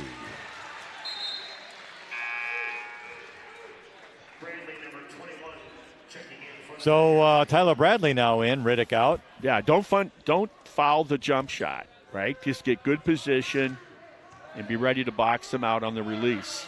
Second one also good by Austin Modro. So he has 9 free throws tonight, Marty. Big players making big plays right now. Declan Dudzinski drives to the hoop, gets it to Bradley. Bradley to Bettine in the lane. Shot is up, short, no good. Rebound out of there by Modro, and here he comes flying. Got to stop the ball. He stops. Looked like he traveled with the ball. Nope. Okay. Braden Bruce with it. Right side over to Hoffman. Hoffman driving, little short jumper. Good! Pretty. Oh, boy. Pretty. Talk about 5'9" kids stepping up, playing big for Markesan, and that's number 10. That's Hoffman. Like his game. Savvy kid. 4:16 remains in the second half. American Family Insurance scoreboard. Markesan 48, Ripon 46. Timeout on the floor. We'll be back after these messages. Our pregame show is brought to you by Brewer Heating and Cooling, your local Rheem Pro partner. You can count on the trained professionals at Brewer Heating and Cooling for all your home comfort needs. Drive the roads and the lane with confidence all season long. Get ready for your next road trip adventure with Goodyear tires from Cliffs Tire and Battery, West Fond du Lac Street in Ripon. Keep moving with confidence on your long drive ahead. Get ready for your next road trip with Goodyear tires from Cliffs Tire and Battery, West Fond du Lac Street in Ripon. Hometown Radio, the home of the Wave and the Bug, is your local source for news, weather, and sports. Tune in to WRPN 93.1 FM and AM 1600 and team up every weekday morning with Bob Nelson to find out what's happening in your area. All right, we're back in action. Ripon with the ball. Bettine goes to Declan Dudzinski's at the free throw line in the lane. Jump shot blocked by Modro. Bettine picks up the loose ball, though. He's on along the baseline trying to get a shot up and in, and he muscles his way in. That's his move, right? We talked about that. He got that from his dad. I'll tell you that right now. He is so good there against that baseline. You think you got him pinched off. Tied up at 48, 3:40 remaining. Here's Hoffman over to Modro. Modro to Herwig. Herwig, Bach, Braden Bruce. Modro, Hoffman. Top of the key. Looks like Ripon went back to the man defense. Yeah, they did. Josh Herwig. Bach posted up. Herwig gets it back. Braden Bruce now right side. Approaching 3 minutes. There's Modro. Baseline right side. Off the glass and good. He's a beast. They feed the beast, that's for sure. Markesan 50, Ripon 48, 3 minutes remaining on our American Family Insurance scoreboard. Here's Mason Killam. He's going to drive, but he was fouled by Braden Bruce, the sophomore. Yeah, it's just way too much hand checking. You could do that. He could draw that foul every time if he wants. Get him the ball. Get him into the bonus. Bruce's third personal, sixth team, one more for foul for each team, and they'll be in the bonus. Truchinski inbounds underneath his basket, left side. He's looking, goes to Killam on the corner. In the baseline, backs up, hands it off to Bettine now, still on the left side. He goes to the baseline again. Now he's going to dribble it back out to Jaden Truchinski. Strong with the ball here if you're Ripon. Cannot afford a turnover. Bettine into the lane, backs it out again, goes to Killam. Killam on the left side wing. Clear out, one-on-one. Now he's driving to the basket. Shot is up, no good, but he's fouled on the play. As soon as I saw the space and he saw it, one-on-one with the sophomore, he took him.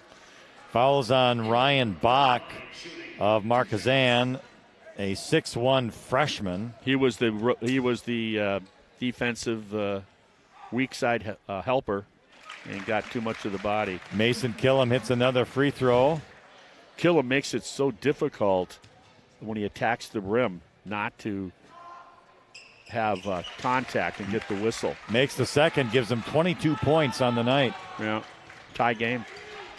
Tie game at 50, 2:25 remaining, second half on our American Family Insurance scoreboard. Here's Braden Bruce with the ball. Bach has it. And out of Hoffman. Hoffman's at the free throw line. Pull-up jumper blocked by Riddick. Picked up by Killam. And a Markesan foul. Backcourt foul. This will be a bonus now for the Tigers. I know Coach wasn't happy with Riddick before when he took him out, when he fouled Modro on that baseline jumper. Well, sometimes a few minutes on the bench motivates one. Braden Bruce got the foul, his fourth, seventh team. Mason Killam makes the free throw, giving him 23 on the night. So he gets one more. Ripon has regained the lead. Second one's no good, though. And Ryan Bach got the rebound. He gets it over here now to Cohen Hoffman. Here's Herwig with it. Bach, Hoffman, Modrow, Bruce, all going like in a figure eight. Goes to Bach between his legs, but he was able to pick it up. Hoffman checked that. Herwig has it now. He's on the baseline left side, and a foul Ripon against Declan Dudzinski. It's a tough call there. Dudzinski's fourth personal, seventh team. That puts Markesan in the bonus, shooting 1+1 if made. And it's going to be Josh Herwig at the line, who has 4 points tonight, 1 free throw. Yeah, and he's got those crazy shoes. Talked about how free throws, with about 8 minutes left, free throws are going to be so important for both teams. And it's good by Josh Herwig. Tied at 51. This is when it matters. $1.50 remaining in the second half. Shot is up. Good. Solid by the sophomore. So it's 52-51. Markesan, 1:45 remaining, second half on our American Family Insurance scoreboard. Here is Turchinski inside to Riddick, lays it up and in. Beautiful pass by Dudzinski. Snap bullet pass. It was Turchinski, Dudzinski, Riddick, layup. And Markesan calls timeout with 87 seconds remaining in this second half, Marty. Ripon 53, Markesan 52 on our American Family Insurance scoreboard. It's a good time to talk about Route 23, especially they can talk basketball tomorrow at breakfast. Yeah, because I'll be out there, not for breakfast tomorrow. I got a commitment, but yeah, I mean, what else do you want to do? You know, they had the business at the old Dairy Queen, as I call it. And they said, you know what, that was so successful. Why not bring it over to our Aroma's place? We're going to reconfigure everything, rename it, set the schedule a little differently, accommodate breakfast and lunch people, and that's what they do.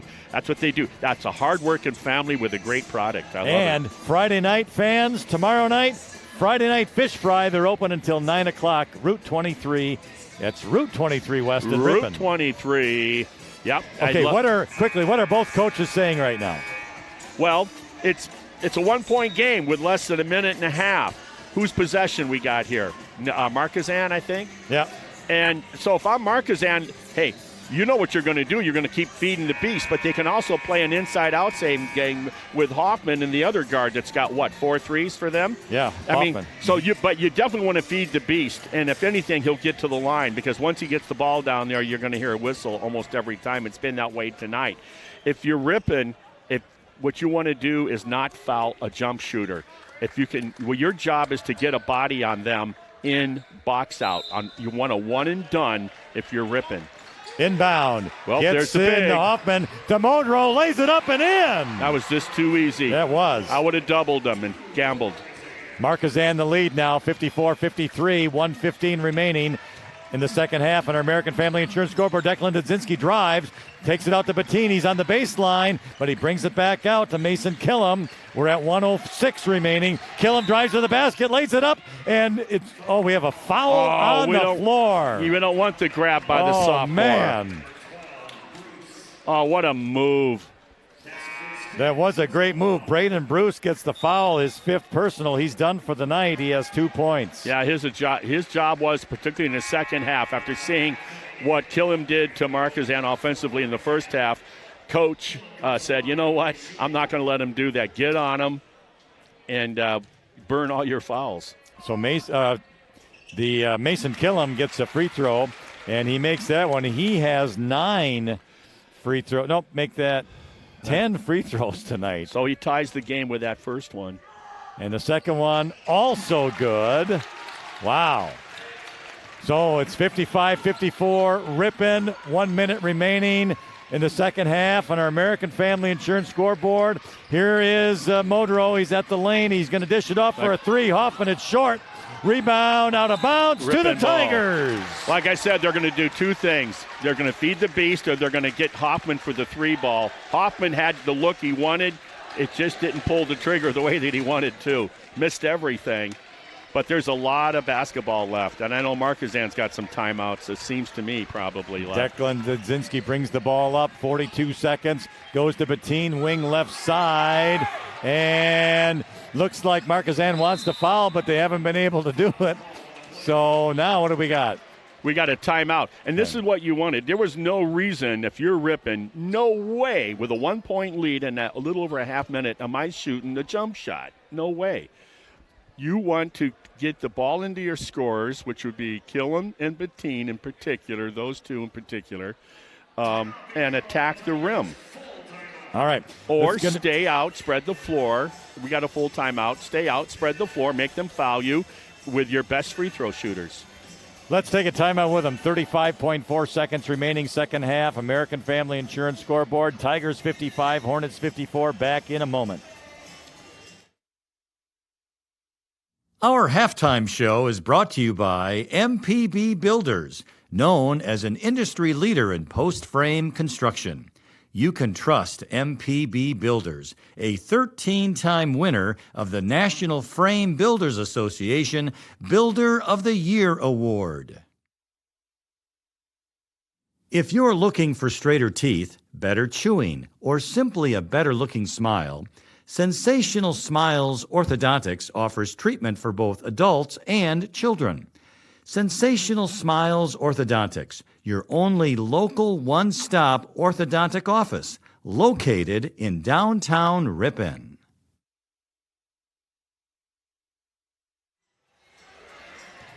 All right, we are back. This Ripon will inbound it. This is all about the inbounds pass right now. Don't take anything for granted. You got to get the ball in. Underneath the basket, left side is Truchinski. Gets it into Declan Dudzinski's on the wing left side. We're at 31 seconds now. A pass was knocked out of bounds by Markesan. Yeah, it was kicked out. What you got to do, you okay. definitely fake a pass, make a pass. They're going to challenge the passing lanes like that one right there.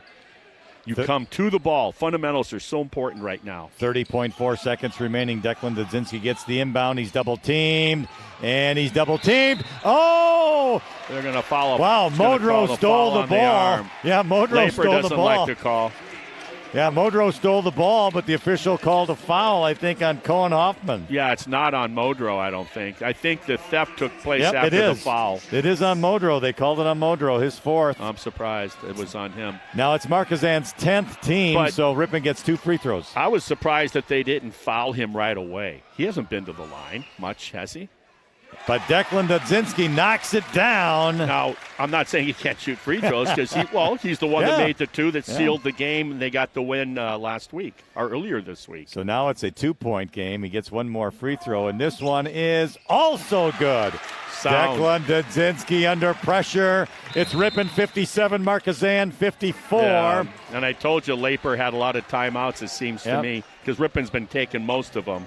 So Ripon, I make that Markesan down by 3, 23.4 seconds remaining on our American Family Insurance scoreboard, 57-54. He's got a lot of time left. He's got the ball. He's down a possession, down by 3 points.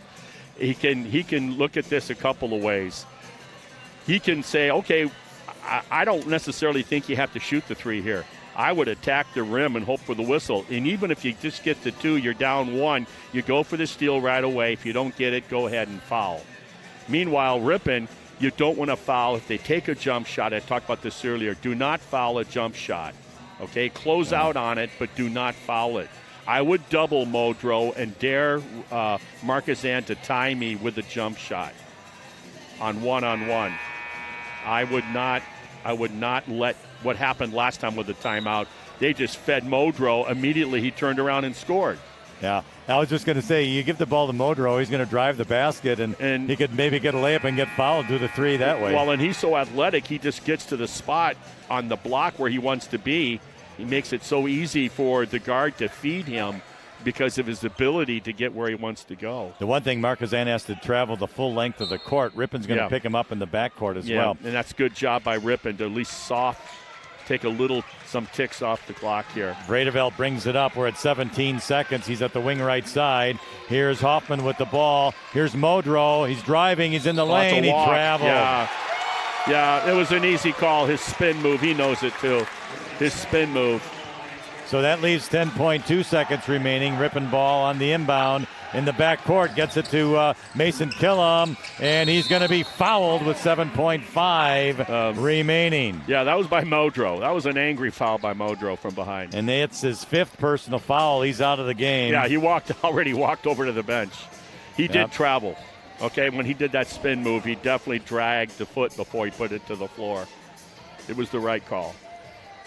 And with that, our American Family Insurance scoreboard, Ripon 57, Markesan 54, 7.5 seconds remaining. What? Ripon will be going to the free throw line with Mason Killam to shoot 2. Right, what a spirited game. If Killam can make one of those baskets, that will make it a 2-possession game, and that will seal the deal. So, what a spirited game is the best way to describe this. A game there, Ripon led a good portion of the by 13 points in the first half, by double digits, and then throughout the first 5-6 minutes, did a good job of leading by double digits. And Markesan, it was down. They just slowly and kept just incrementally getting back into the game, and eventually took the lead. And what a game we've been treated to here. It's been a good one, no doubt about it.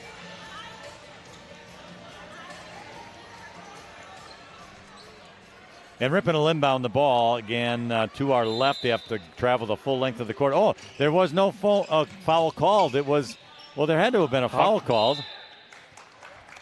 He was fouled to the floor. So why is he inbounding and not shooting bonus? That's what I'd like to know. Because it was 7. Yeah. I don't know. Well, I'm confused, and nobody's saying anything? I can't believe the Ripon bench isn't questioning what they're doing. Modrow was fouled to the floor. There was a whistle. He didn't step out of bounds, didn't turn the ball over. Unless they're saying that there was a timeout called before the foul. That must have been it. Anyway, Henry Bettine gets 2 free throws. That has to be it. That has to be it. And he makes the first one. So now it's a 2-possession game with 4.4 seconds remaining. Yeah. But then the other question is, because Modrow's still in there yet, So that's what happened. Oh, then he got a free foul from on Killam. Ball goes out of bounds to Markesan as Bettine missed the second one. Well, the game's over because with 4-point lead, 3 seconds, unless Ripon was to foul a 3-point shot for a 4-point play to tie. So here the inbound comes to Hoffman. He's going to take a quick 3 off the glass. No good. And that is our final score. It's been a good game here tonight, folks. Boy. Between the Ripon Tigers and the Markesan Hornets. And our final score is the Ripon Tigers 58, Markesan Hornets 54 on our American Family Insurance scoreboard. What a game. What a game. Mason Killam was the spearhead of Ripon on both ends of the court, I felt. His personality kind of affects his teammates. But team didn't have the scoring that we're used to seeing. And at the same time, he made baskets down the stretch when they needed to be made, whether they were free throws or mid-range jumpers. And I love that move he has, like his father used to shoot down on the baseline right in the corner off the glass. And then from there, it was a win by committee after that. There's just some Ripon players that did a nice job. The idea that this heavily laden underclass team by the Hornets of Markesan was able to climb back into this game, and it was just a fight all the way down with the last 7-8 minutes. I loved watching it. It was a nice way for us to get the first of 2 games tonight done, and the good guys, as far as we're concerned, of course, finished out on top. All right, let's review the scoring before we take a break between games here. Mason Killam led the way for the Tigers, 25 points tonight. Declan Dudzinski had 10, Jaden Truchinski 2, Carter Brown 3, Carter Kissinger 2, Jacob Riddick 4, Henry Bettine had 10, and it was Traeger Hatfield with 2. Yeah, so it was Ripon by committee. For the Markesan Hornets, Josh Herwig had 6, Cohen Hoffman 16, Braden Bruce 2, Alex Richter 1, Austin Modrow had a big night as well, 25 points, and Ryan Bach had 2. Yeah, so both Modrow well over his average as Hoffman over his average. Yeah. So what a game. Our first game tonight. We've got another one to follow here, a doubleheader after a warm-up by the Ripon girls and the Winnebago Lutheran Academy girls. So that'll be coming up here in just a bit. We want to thank all of our sponsors for our broadcast of our first game tonight, and they'll be with us for our second game as well. So we're going to take a timeout. For Marty Ernser, I'm Lynn Krause. You have been listening to Ripon High School boys basketball, and we'll see you in a few minutes. Ripon Area School District continues to offer the very best educational options to each and every student. Ripon Tigers are building their future in a high-achieving academic atmosphere supported by a dedicated professional staff who are passionate about education and strive for excellence. Come to Ripon and experience what happens when excellence meets innovation. The Ripon Area School District mission is empowering learners, engaging community, and enriching the world. Ripon students live that mission through the Early Childhood Program, project-based charter schools, K-12 engineering courses, strong fine arts offerings, numerous extracurricular offerings, and the Start College Early program. Come to Ripon and experience what happens when excellence meets innovation. Excellence meets innovation at Ripon Area School District through a commitment to continuous quality improvement. Ripon was awarded over $1,400,000 in grants to expand support for students and their families through interventionist supports, school-based mental health, and after-school programming. Come to Ripon and experience what happens when excellence meets innovation. Hometown Radio, the home of the Wave and the Bug, is your local source for news, weather, and sports. Tune in to WRPN 93.1 FM and AM 1600 and team up every weekday morning with Bob Nelson to find out what's happening in your area. Friendly service, competitive pricing. Modern Overhead Door does a tremendous job with quality installation of new garage doors and providing professional service after the sale. Selling residential and commercial CHI overhead doors. Modern Overhead Door, family owned and operated in Ripon. Call 748-5000. Ripon Area School District continues to offer the very best educational options to each and every student. Ripon Tigers are building their future in a high-achieving academic atmosphere supported by a dedicated professional staff who are passionate about education and strive for excellence. Come to Ripon and experience what happens when excellence meets innovation. The Ripon Area School District mission is empowering learners, engaging community, and enriching the world. Ripon students live that mission through the Early Childhood Program, project-based charter schools, K-12 engineering courses, strong fine arts offerings, numerous extracurricular offerings, and the Start College Early program. Come to Ripon and experience what happens when excellence meets innovation. Excellence meets innovation at Ripon Area School District through a commitment to continuous quality improvement. Ripon was awarded over $1,400,000 in grants to expand support for students and their families through interventionist supports, school-based mental health, and after-school programming. Come to Ripon and experience what happens when excellence meets innovation. Webster's Marketplace is proud to be your locally owned and operated grocery store since 1987, featuring an in-store deli, bakery, floral shop, butcher, and smokehouse. Webster's is your full-service grocery store, Highway 23 West in Ripon. The bakery and deli teams at Webster's Marketplace are always cooking up great food for you and your family to enjoy. breads, buns, cakes, and of course the signature donuts. Meats hand-cut daily to Webster's Deli Broasted Chicken. Delicious dips and full line of meals for you to take home and enjoy. Webster's Marketplace, Highway 23 West in Ripon. Webster's Marketplace in Ripon is proud to partner with Hometown Broadcasting and support Ripon Tigers athletics. Thank you for shopping Webster's Marketplace, your locally owned and operated grocery store since 1987.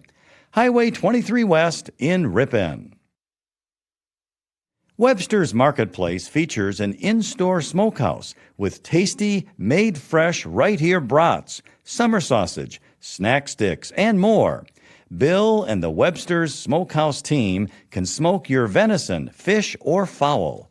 Webster's Marketplace featuring Webster's Smokehouse, Highway 23 West in Ripon.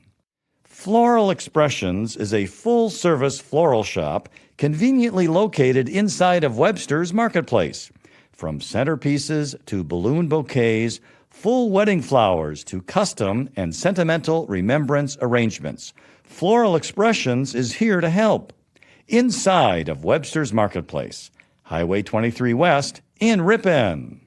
What's for breakfast tomorrow? Maybe fresh hand-cut donuts from the in-store bakery at Webster's Marketplace. Webster's Marketplace, open at 6 a.m. daily, Highway 23 West in Ripon.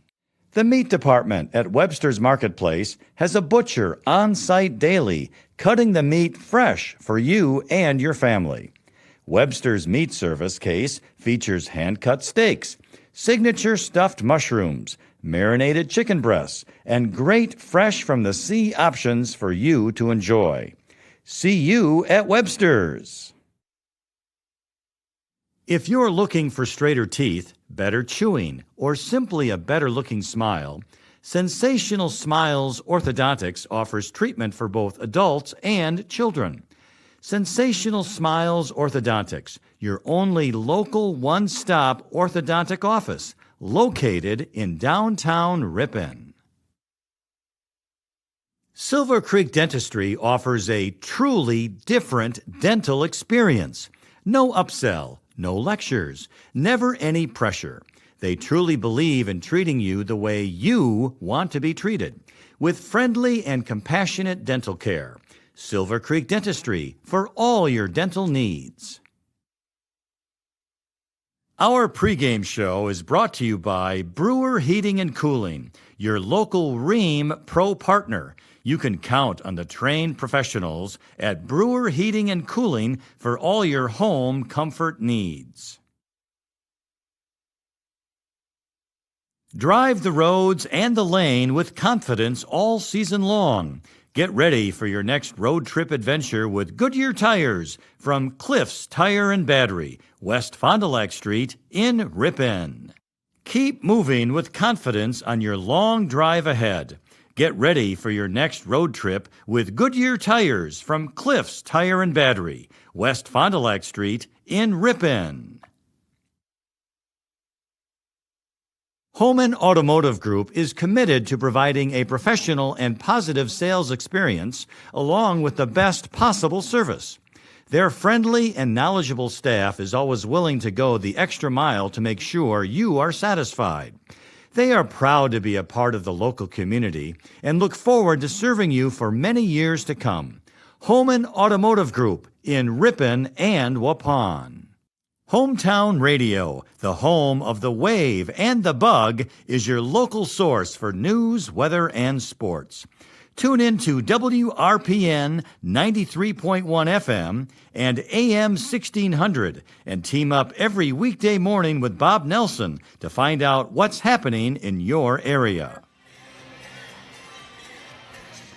And we are back at Ripon High School. Welcome once again for more basketball with the Ripon High School Tigers. Now it's girls action here on AM 1600 WRPN and 93.1 FM The Wave, and also streaming worldwide at youtube.com/Ripon Channel. We had an exciting boys matchup just moments ago, finishing up between the Tigers and the Markesan Hornets. And now it's on to the girls as the Ripon High School girls take on the Winnebago Lutheran Academy Vikings. Our pregame show is brought to you by Brewer Heating and Cooling, your local Rheem Pro partner. You can count on the trained professionals at Brewer Heating and Cooling for all your home comfort needs. The Tigers, as we said, take on WLA. They are having a pretty good season right now, 9-3 overall, and averaging about 58 points a game. The Ripon Tigers right now sitting at 6-9 overall, averaging about 47 points a game. Another non-conference matchup here tonight, Marty. And I'm with Marty Ernser. I'm Lynn Krause. And I'll tell you what, the Tigers are really going to have to play a game tonight against these Vikings from WLA. Yeah, they do. They outscore Ripon. They average about a dozen points, maybe more than what Ripon does typically. And rebounding also is going to be, I think, big here. I was looking at some of the keys. In fact, let's talk about their last game, Winnebago Lutheran's last game. They played Omro, and they beat them by 10. But what was so impressive to me was from the free throw line, collectively as a team, WLA made 23 of 26 free throws for 88% free throw shooting as a team in their last game, and just south of 30 rebounds, 29 to be exact, and throw in 14 steals. Ripon's coming off of back-to-back wins. So back on January 11th, they beat Markesan at Markesan 45-36, and the game that you and I called against Kewaskum 59-43. So they're feeling good about themselves coming into tonight's contest. I think when I kind of talked about this with the boys team, I felt that the boys who beat Markesan tonight had to break even on the rebounding off the glass. The girls have to do the same here for Ripon. You can't let WLA out-rebound them by double digits. Ripon has to minimize their Achilles heel is turnovers. They have to minimize turnovers, the Ripon girls. Don't foul the jump shot. You always hear me talk about that all the time. And personally, I would slow the pace down. I don't think they're going to. That's not the way they play. That's not the way they're coached. But I would take the air out just a little bit unless you have an advantage on a transition, on a quick one-and-done rebound. You got somebody out running the lane. Go ahead and give them the outlet on a one-on-one or one-on-none. But that's my feeling. I would slow it up a little bit because they have the ability to score rather aggressively. The person that does all the damage for WLA is Lindsay Nell. She'll give you 18 per game. And Abby Cole also with 15 a game. And then Abby Cole will give you, get a load of this, 14 rebounds to go with her 15 points. How's that? Oh, and by the way, Abby Cole, she leads the team in assists, too, with just under 4 assists per contest. You know, one thing you didn't mention was the height factor with Lindsay Nell. She's 6 feet tall, and Abby Cole, the other player, is another senior. She's 5'11". Ripon's going to have a difficult time matching up with that. That's right, because rebounding, where they have their leading rebounder, doubles our leading rebounder, Emma Resop, the 10th grader.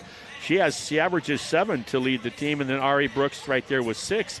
That's why I got to see people like Bauman get involved with the rebounding. I mean, if you're going to try to break even with them on the glass tonight, you need it to be done by everybody. And I think she needs to get in there and mix it up and maybe give us a half dozen rebounds to go with her double-digit scoring. Carson averaging basically 15 points per game with Adeline Noldoff, who had a tremendous offensive output the other night with their win against Kewaskum with, what did she have, 21, I think, in that game? Yeah, had a good night. Yeah, had a great night. 21, she was 6 of 10 from the floor and 8 of 10 from the free throw line. So the junior did a really nice job.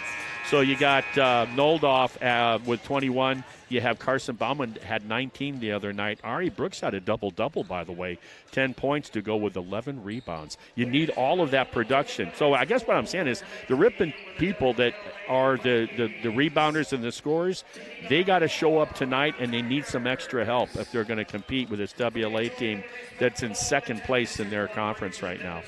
Again, our pregame show brought to you by Brewer Heating and Cooling, your local Rheem Pro partner.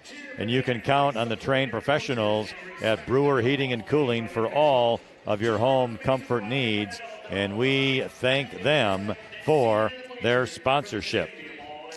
Okay, well, let's see. We're awaiting the starters. We didn't have an anthem in the first game. Yeah, I think we're going to have an anthem here. So Yep. I'll tell you what, we're going to take a timeout, and we'll be back right after these messages. Our halftime show is brought to you by MPB Builders, known as an industry leader in post-frame construction. You can trust MPB Builders, a 13-time winner of the National Frame Builders Association Builder of the Year Award. Friendly service, competitive pricing. Modern Overhead Door does a tremendous job with quality installation of new garage doors and providing professional service after the sale. Selling residential and commercial CHI overhead doors. Modern Overhead Door, family owned and operated in Ripon. Call 748-5000. Walsworth Printing in Ripon believes a company, like a family, is made stronger when differences are embraced and not condemned. Check out walsworth.com/careers for hiring opportunities. Proud to support Ripon High School. All right, we are back in the Tigers' den as we get prepared and ready for this girls' basketball game between Ripon and WLA. Going to the starting lineups now. First for WLA. They include number 2, Lindsay Nell, the 6-foot senior. Number 10, Addison Supranand, a 5'3" sophomore. Number 12, Annalise Trewin, a 5'7" junior. And number 13, Leah Tyson, a 5'5" senior, along with Abby Cole, the 5'11" senior for WLA. For the Tigers, usual starters, junior Bryn Carlson, senior Ari Brooks, junior Adeline Nodolf, senior Ellie Rost, senior Carson Ballman. So we'll see what develops on this one here tonight. It's going to be a big one for the Tigers, a big challenge. WLA, I guess for sure, are going to end up probably second in their conference because they're not going to be able to beat Laconia. Laconia on the roll, of course, still undefeated. Yeah, it doesn't hurt to be ranked number 1 in state Division 4 either. It does not at all. Like I said, they're 13-1 Laconia, and I think their only loss was that inter-squad game, so that's still being petitioned. That was down in Florida. I think they ended up losing that one. Anyway, the jump goes to Carson Ballman, so the Tigers will have it. Immediately, here's Ballman with a 3 in the right corner, and she hits it. Always a good start, I'll tell you. Right down to the corner. She did not hesitate at all. No. So the Tigers are up here early. First shot of the game, and the first one is good. Ripon playing a 2-3 zone. They want to try to nullify that size they have down low. So here are the Vikings with the basketball. Tyson has it. She goes back out on top to Nell. Here's a long 3 left side, no good. Rebound comes out of there, though, to WLA, and the second shot by Tyson, no good. Rebound to Carlson. Yeah, I missed the 15-footer. So here comes Carson Ballman with the ball on the wing right side. Hit her first shot, a big 3. Dribbling around, goes to Nodolf with it. Nodolf, Brooks, who had posted up, Rost, Carlson. Now we're on the left side to Nodolf. Nodolf with a couple of dribbles.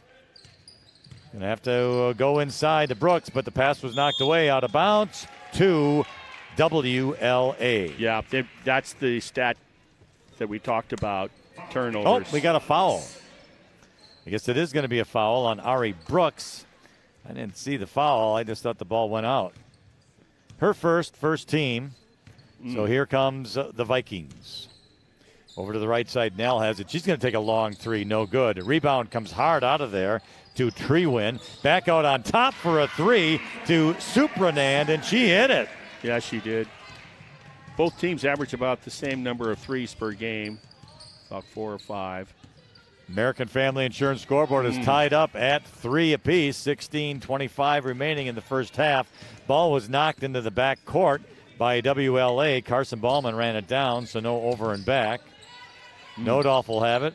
Goes now to Rost, right side to Carlson. Carlson looking. Well, they switched nice on the ball screens. Now Ballman to Brooks. Give and go. Ballman to the hoop. Laid it up and in. Off to a good start. Bauman 2 for 2, 5 points. Ripping up 5-3 in our American Family Insurance scoreboard early here in the second half. It was a first half. It was a good give and go. Here's a 3 again by Addison Supranand, and she hits it. Well, here's the deal. You know, if you're playing zone, part of that is to take away that 3. She's wide open. You're giving her 5 feet. So Ripon now with Carlson. Goes over now to Rost. Posted up was Brooks. Back to Rost on a give and go. Shot up, no good.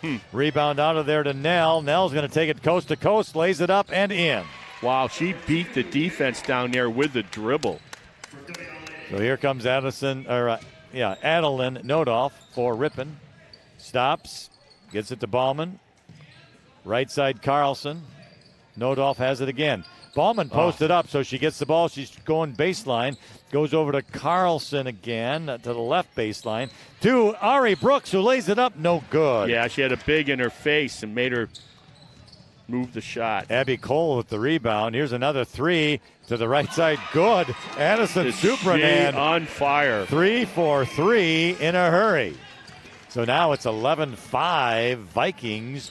14:45 remaining in the first half on our American Family Insurance scoreboard. Ripon with the ball. Bryn Carlson goes over now to Ballman with it. Top of the circle. Supranand just a sophomore, by the way. Makes a move. Carlson, left side, gets a screen. Going to go back to Ballman for 3. Her shot's no good. Rebound goes out of there to Cole. Nope, check that to Treewin. She goes now to Supranand. Don't let her shoot. Right side now, Cole with it. Supranand, Tyson into the lane. Cole going to drive it up, but we're going to have a held ball. Nice and job. Possession remains to WLA. Ari Brooks, good job on the tie-up. The lane was wide open. They got the ball there. WLA doing a good job of just hitting the open people. Tyson will inbound it to Nell. Turnaround shot, no good. Cole gets the rebound, dishes it back out with a shot no good by Tyson. This time the rebound to Carlson. And Ripon will bring it up. Goes over now to Rost. Lost control of the ball. I thought it was a foul, but nothing called. So Nodolf has it, driving to the lane. Shot is up. No good. She drew a foul. She makes a living on the hardwood. Good drive that time. And yes, no, it's not a shooting foul, Marty. That's a bit of a surprise. Very much a surprise. So the foul before the shot. So Ripon will have to inbound it. They do to Brooks. Brooks to Ballman, top of the key, looking. And she's going to go now to Nodolf. Few dribbles here, a move. Brooks had posted up at the free throw line. Tries to pass to Ballman in the right corner, knocked out of bounds. Yeah, they just struggle with their passing. That's been the issue. 13:29 remains in the first half. WLA Stacking 11. it on the inbound. Ripon 5. American Family Insurance scoreboard. Ballman gets the inbound. She's the right side. Now she's going to go to the left side at the free throw line, backing into the lane. Stops. Will go to Rost for a 3 on the left side. No good. Rebound Nell, and here she comes. Across the timeline, quickly to the free throw line. Dumps it off for a 3 to Abby Cole, and she hit it. They might start playing all their home games here. Boy, WLA. With the shooting there, wow. So Nodolf will bring it up for Ripon. She goes over to Rost on the wing left side. Few dribbles. Nodolf, wing left. 3. Good! Nice. Picking up where she left off the other night with her. I got to believe that's a career high 21 for her. Adeline Nodolf, yes, with a nice 3. Cuts the lead a little bit, 14-8 now on our American Family Insurance scoreboard. Here's Nell with it for the Vikings. Over to the right side, Treewin. One dribble, stops, And it was Supernand. Into the lane, Cole. Left side, pass, knocked out of bounds. I think it was Brooks. And it's WLA's ball. 3 subs in now for the Vikings. Yeah, that's Pedowitz, Conkey, 23, 25, and number 11, Wolf for WLA. They'll inbound it. Hey, it was tipped. tipped. Turn around. And Carson Ballman gets the steal. She's going to the hoop, and she lost control, but lays it up. No good. And the rebound out of there to Abby Cole. So here's Nell with it. She's driving down the lane. Shot is up. No good off the glass. Rebound by WLA. Wow.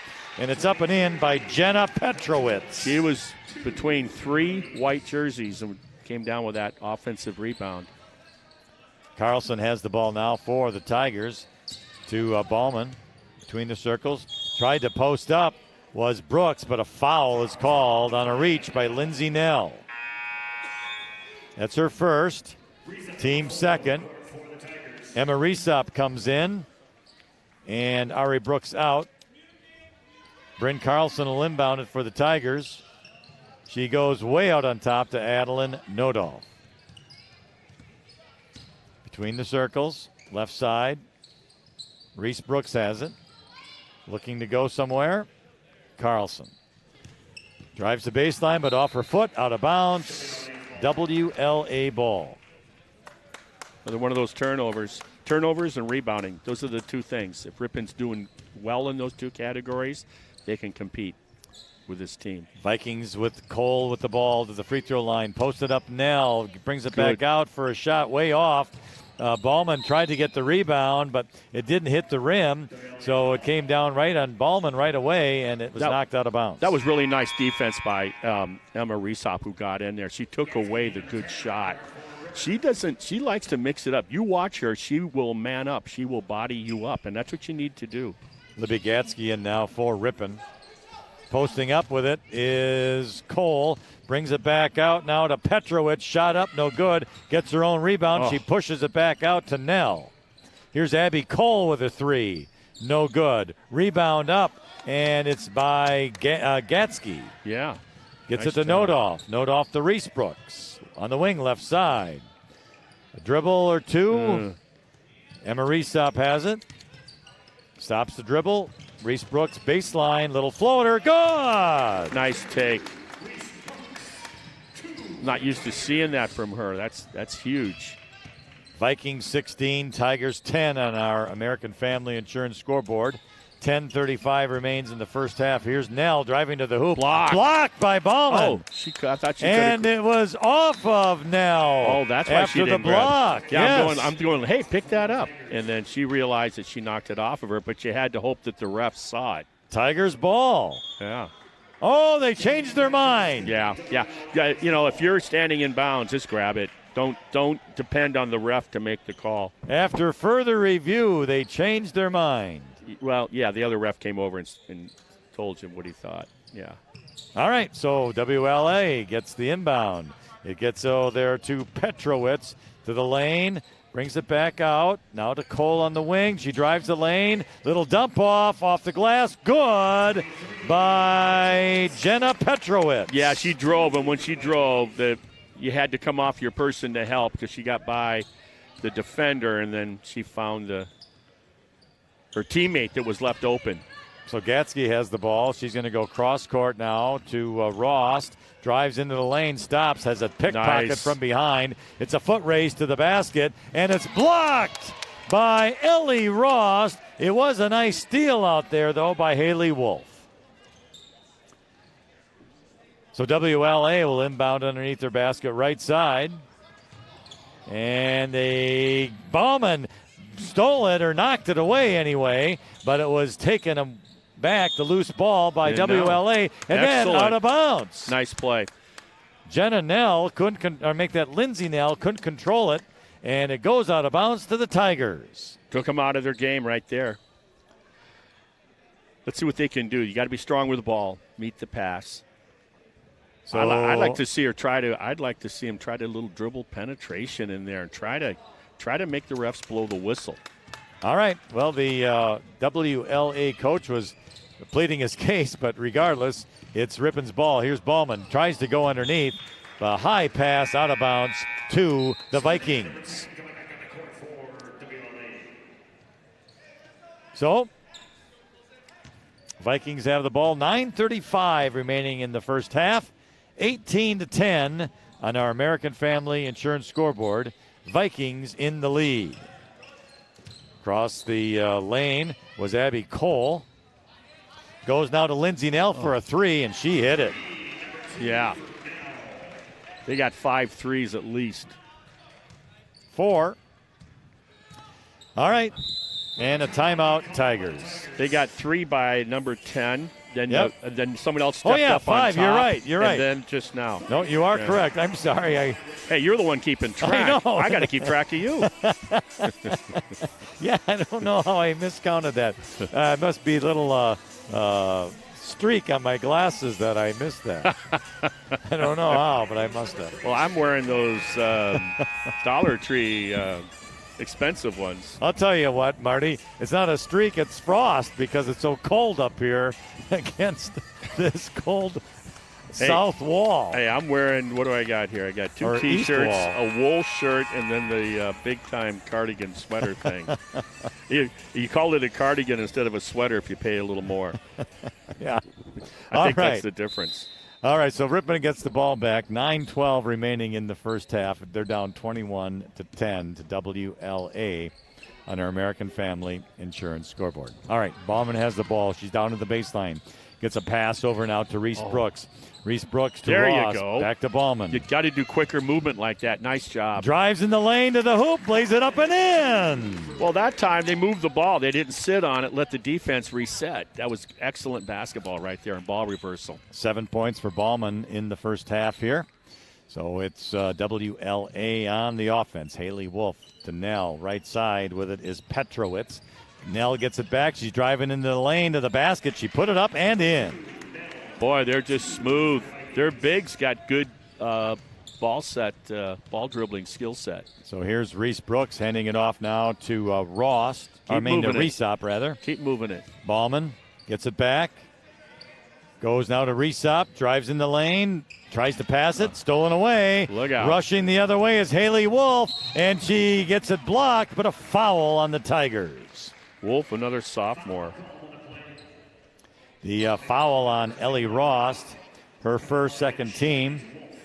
And Haley Wolf, the sophomore, will go to the free throw line to shoot 2. Supernan and Wolf, 2 nice guards, are just 10th graders.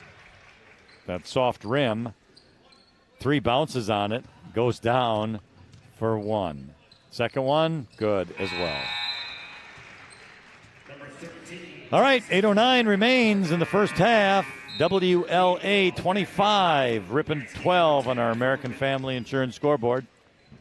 Hey, don't stand. See, never let a ref give you the ball behind the backboard, ever. Seriously. All right, yeah. Nodoff will bring it up for the Tigers. Ballman has it. She went right, now goes left and stops. Posting up is Ari Brooks on the give and go, but it's stolen away. Bounce that. Yep, Lindsay Nell coming to the hoop all the way down the lane, off the glass, no good. And the rebound comes out of there to Ari Brooks, to Nodoff across the timeline quickly. Lost control of the ball, stolen away by WLA. Long pass, stolen away by Rost, and here we go the other way. 2-on-3, no advantage.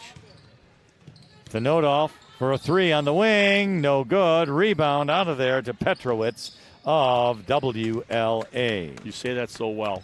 Abby Cole the other way now for the Vikings. She goes between 2, tries to get to the basket, but had to stop, turned it around. Lindsay Nell with it now. She's going to back in, and we're going to have a held ball, I thought, but it was stolen away. Nice job there by Gatsky. Yeah, she's got some nice rebounds already, and then that tie-up right there, sticking her nose in there defensively. So here comes Ballman. She's going to hand it off now to Rost. Gatsky, wing left side. Nodoff with it. Couple of dribbles, stops, looks, goes back out to Ballman. Ballman now makes the move. Free throw line, little floater. It's good. Nice looking shot, Carson Ballman. Yeah, floater right down the lane. About an 8-footer. 25-14 WLA at our American Family Insurance scoreboard. They got to get another stop here. Cole had it. Dishes it off. Here's a three. Lindsey Nell, top of the circle. No good. Nodolf the rebound. There's your stop. Look for the ball. Turn around. Look. Now here's Nodolf. He's crossed the timeline between the circles with a dribble. Looking to the right side. Goes to Gatsky with it. Gatsky almost had it knocked away. Oh, how many have we've seen already when they just reach in, knocking them away? Okay, Nodolf. She's over to the right side, looking. Ari Brooks posted up, and the ball's on the floor, out of bounds to WLA. All right, 5:55 remains in the first half. American Family Insurance scoreboard, Vikings 25, Tigers 14. It's Vikings ball. And bringing it up is Supranand. She has 3 threes already tonight. So WLA driving was Cole. Making a move to the basket, but good defense knocking it away was Carson Ballman. Right side, she's going to the lane. She stops and almost had it knocked away. Gets it to Nodolf, wing left side for a three, no good. Rebound, Ari Brooks, up and good. Excellent. Good theft, then ran down her own steal, Ballman did. And we're going to have a timeout on the floor. It looks like a full timeout. It's a big basket because what it does, and I'll let you cut to a commercial break, it gets them down to single digits. And psychologically, that's big for Ripon. 5:19 remaining in the first half. The American Family Insurance scoreboard has the Vikings 25, the Tigers 16. Back in a moment. If you're looking for straighter teeth, better chewing, or simply a better-looking smile, Sensational Smiles Orthodontics offers treatment for both adults and children. Sensational Smiles Orthodontics, your only local one-stop orthodontic office, located in downtown Ripon. Silver Creek Dentistry offers a truly different dental experience. No upsell, no lectures, never any pressure. They truly believe in treating you the way you want to be treated, with friendly and compassionate dental care. Silver Creek Dentistry for all your dental needs. It's been so hard, it's been so difficult over the years. All right, we are back at the Tigers' Den. It's WLA ball after their timeout. It's Lindsey Nell driving to the basket. She lost the ball out of bounds. Good defense, Ari Brooks and Bryn Carlson. Yeah, Bryn was on her. Ari dropped down when she went to the baseline because what I always talk about, when that dribbler turns their back to the rim, it's the great time to double the ball. All right, Nodolf goes over now to Gatsky. She gets it back on a give and go, lays it up and in, and Ari Brooks the assist. Well, the WLA coach took the timeout. I'll guarantee you what happens after the timeout. 1, they turn the ball over, and 2, Ripon goes down and scores on a very fundamental, nice play. All right, it's Nell with the ball. Goes to Abby Cole. She's between the circles for WLA. Driving, stops, dishes it off. A nice little shot by Treewin, but it was no good. Rebound out of there. She short-armed that. That was alligator arms on that. Bryn Carlson across the timeline left side. She's going to stop. Gives it to Libby Gatsky. Gatsky traveled with the ball. Yeah, I think she was a little surprised that she got the ball. And when she did, she realized she was running right into Abby Cole. And that's nowhere to be when you're outsized. So WLA will have it up by 7 points here with 4:20 remaining in this first half. Ripon doing a good job finding her way back, going with a high post, doubling the ball. Yeah, it's Cole in the lane, and she does turn around and hits the shot. And Cole she's a tough customer. They doubled her, did everything right. She just was bigger and stronger. Yep, and she put in the basket. Now, come a little to the pressure. ball. Yep, little pressure. And Nodolf does get the ball from Carlson. Bounce pass. And she tries to pass it, but it's knocked away by WLA. Good move by WLA now, putting pressure, surprising Ripon in the backcourt. Almost got the turnover there. The inbound goes high to Nodolf between the circles. And she's going to hand it off now to Carson Ballman. Gatsky Left side, Carlson. Posting up Brooks. The pass was knocked away, and tried to save it was Brooks, but she saved it to a Viking player. I thought Cole got away with a hold there on that pass. Yeah, and now here's a three by Abby Cole. Off the front of the rim, no good, but it came off so hard she got her own rebound. Gets it underneath out a tree win. Yeah, her shot no good, and Carlson got the rebound, and here she comes the other way. No damage. And she stops, goes to Nodolf. Nodolf will hand it off to Ballman. She'll shoot a three. No good. Rebound out of there by Lindsay Nell. And she is going to dribble it. Pass. Stolen by Ballman the other way. What was a Here she goes. Ballman's going right to the hoop. Lays it up. And no, it just missed. And Nell will get the rebound. And Nell the other way. Ripon's Left side playing to better. Cole. Ripon's playing better for sure. Cole's backing in, but she had to come back out for a three by Treewin. No good. Rebound Carlson. Well, finally the three stopped falling. I mean, my goodness, what they did in the first few minutes of this game with those three balls. 2:35 remaining in the first half. 27-18 Vikings So on our American Family Insurance scoreboard. So what they're doing, they're hawking the ball and then playing a 2-2, almost like a box and one. Here was a shot by Nodolf, no good. Rebound, Ari Brooks lays it up and in. I got to see if that's what they're doing for sure, but I think they're in a box and one. So now it's 27-20 on our American Family Insurance scoreboard. 2:07 remaining in the first half. Lindsay Nell has it. Back into the lane is Cole. She's backing in. Shot off glass, no good. But a foul. Looks like Ari Brooks. That's a tough call. I agree. I thought she did everything right. Hands in the air, up straight up in the air. She is right to that same spot. But official said no. It's a foul. Her second, Brooks, that is, and team's third. Free throw's good by Abby Cole. And Cole has 6 in the game so far. Yeah, they got the checkerboard on the side panels of their uniforms, WLA. Kentucky Wildcats. That's going back early 2000s. All right. Actually, even before that. Cole hits the second one. And we had substitutions coming in. Yeah, I'm just going to see what they're lining up here defensively. She's going to pick up the ball. Nope, she's sliding off now.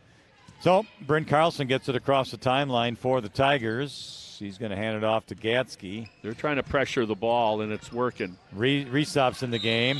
Gatsky lost control of the ball. There's a held ball, but the Tigers retain possession. Yeah, they're pressuring the ball now. They're gonna force Ripon to be strong with the ball here in the half-court offense. They're going to try to squeeze him and make him deal with the pressure. Nodolf received the inbound. She's between the circles looking, goes right side Carlson with it. Carlson on the wing, few dribbles, stops. Gatsky farther out. Carlson again in the corner.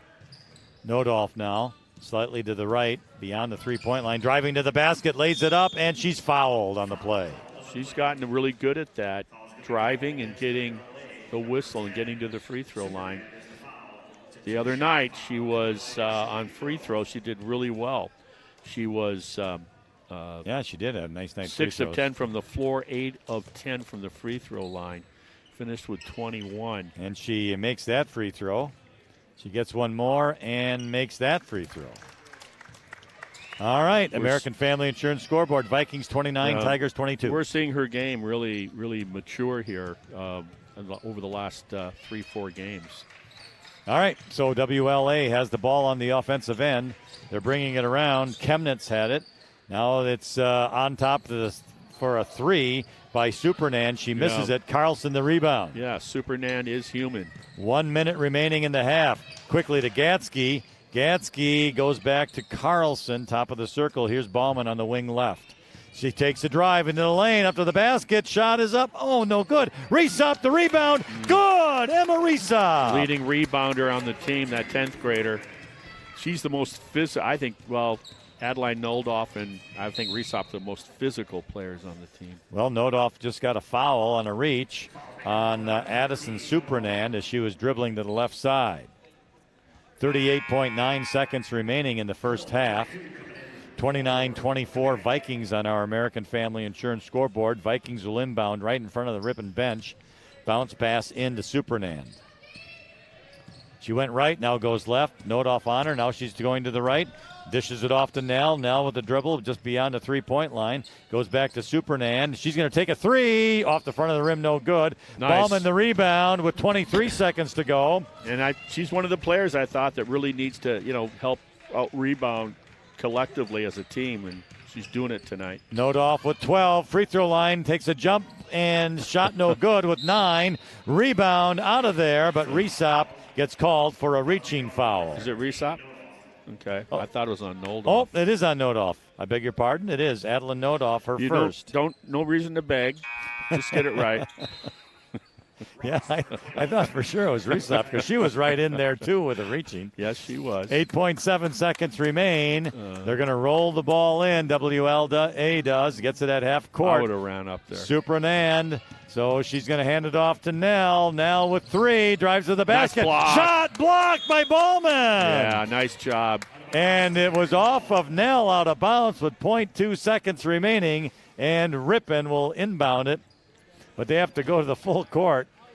So they're just going to get it inbounded to Ballman. She makes an effort, but it's short, and it is now halftime. Hey, Ripon did a great job of fighting them right back into this game. Yeah. They did a great job coming out of the timeout, and I think that's going to give them a lot of confidence. And I thought it was interesting. WLA takes the timeout, so they got the ball. So what happens? They turn it over. Ripon does a good job, go down, and they convert.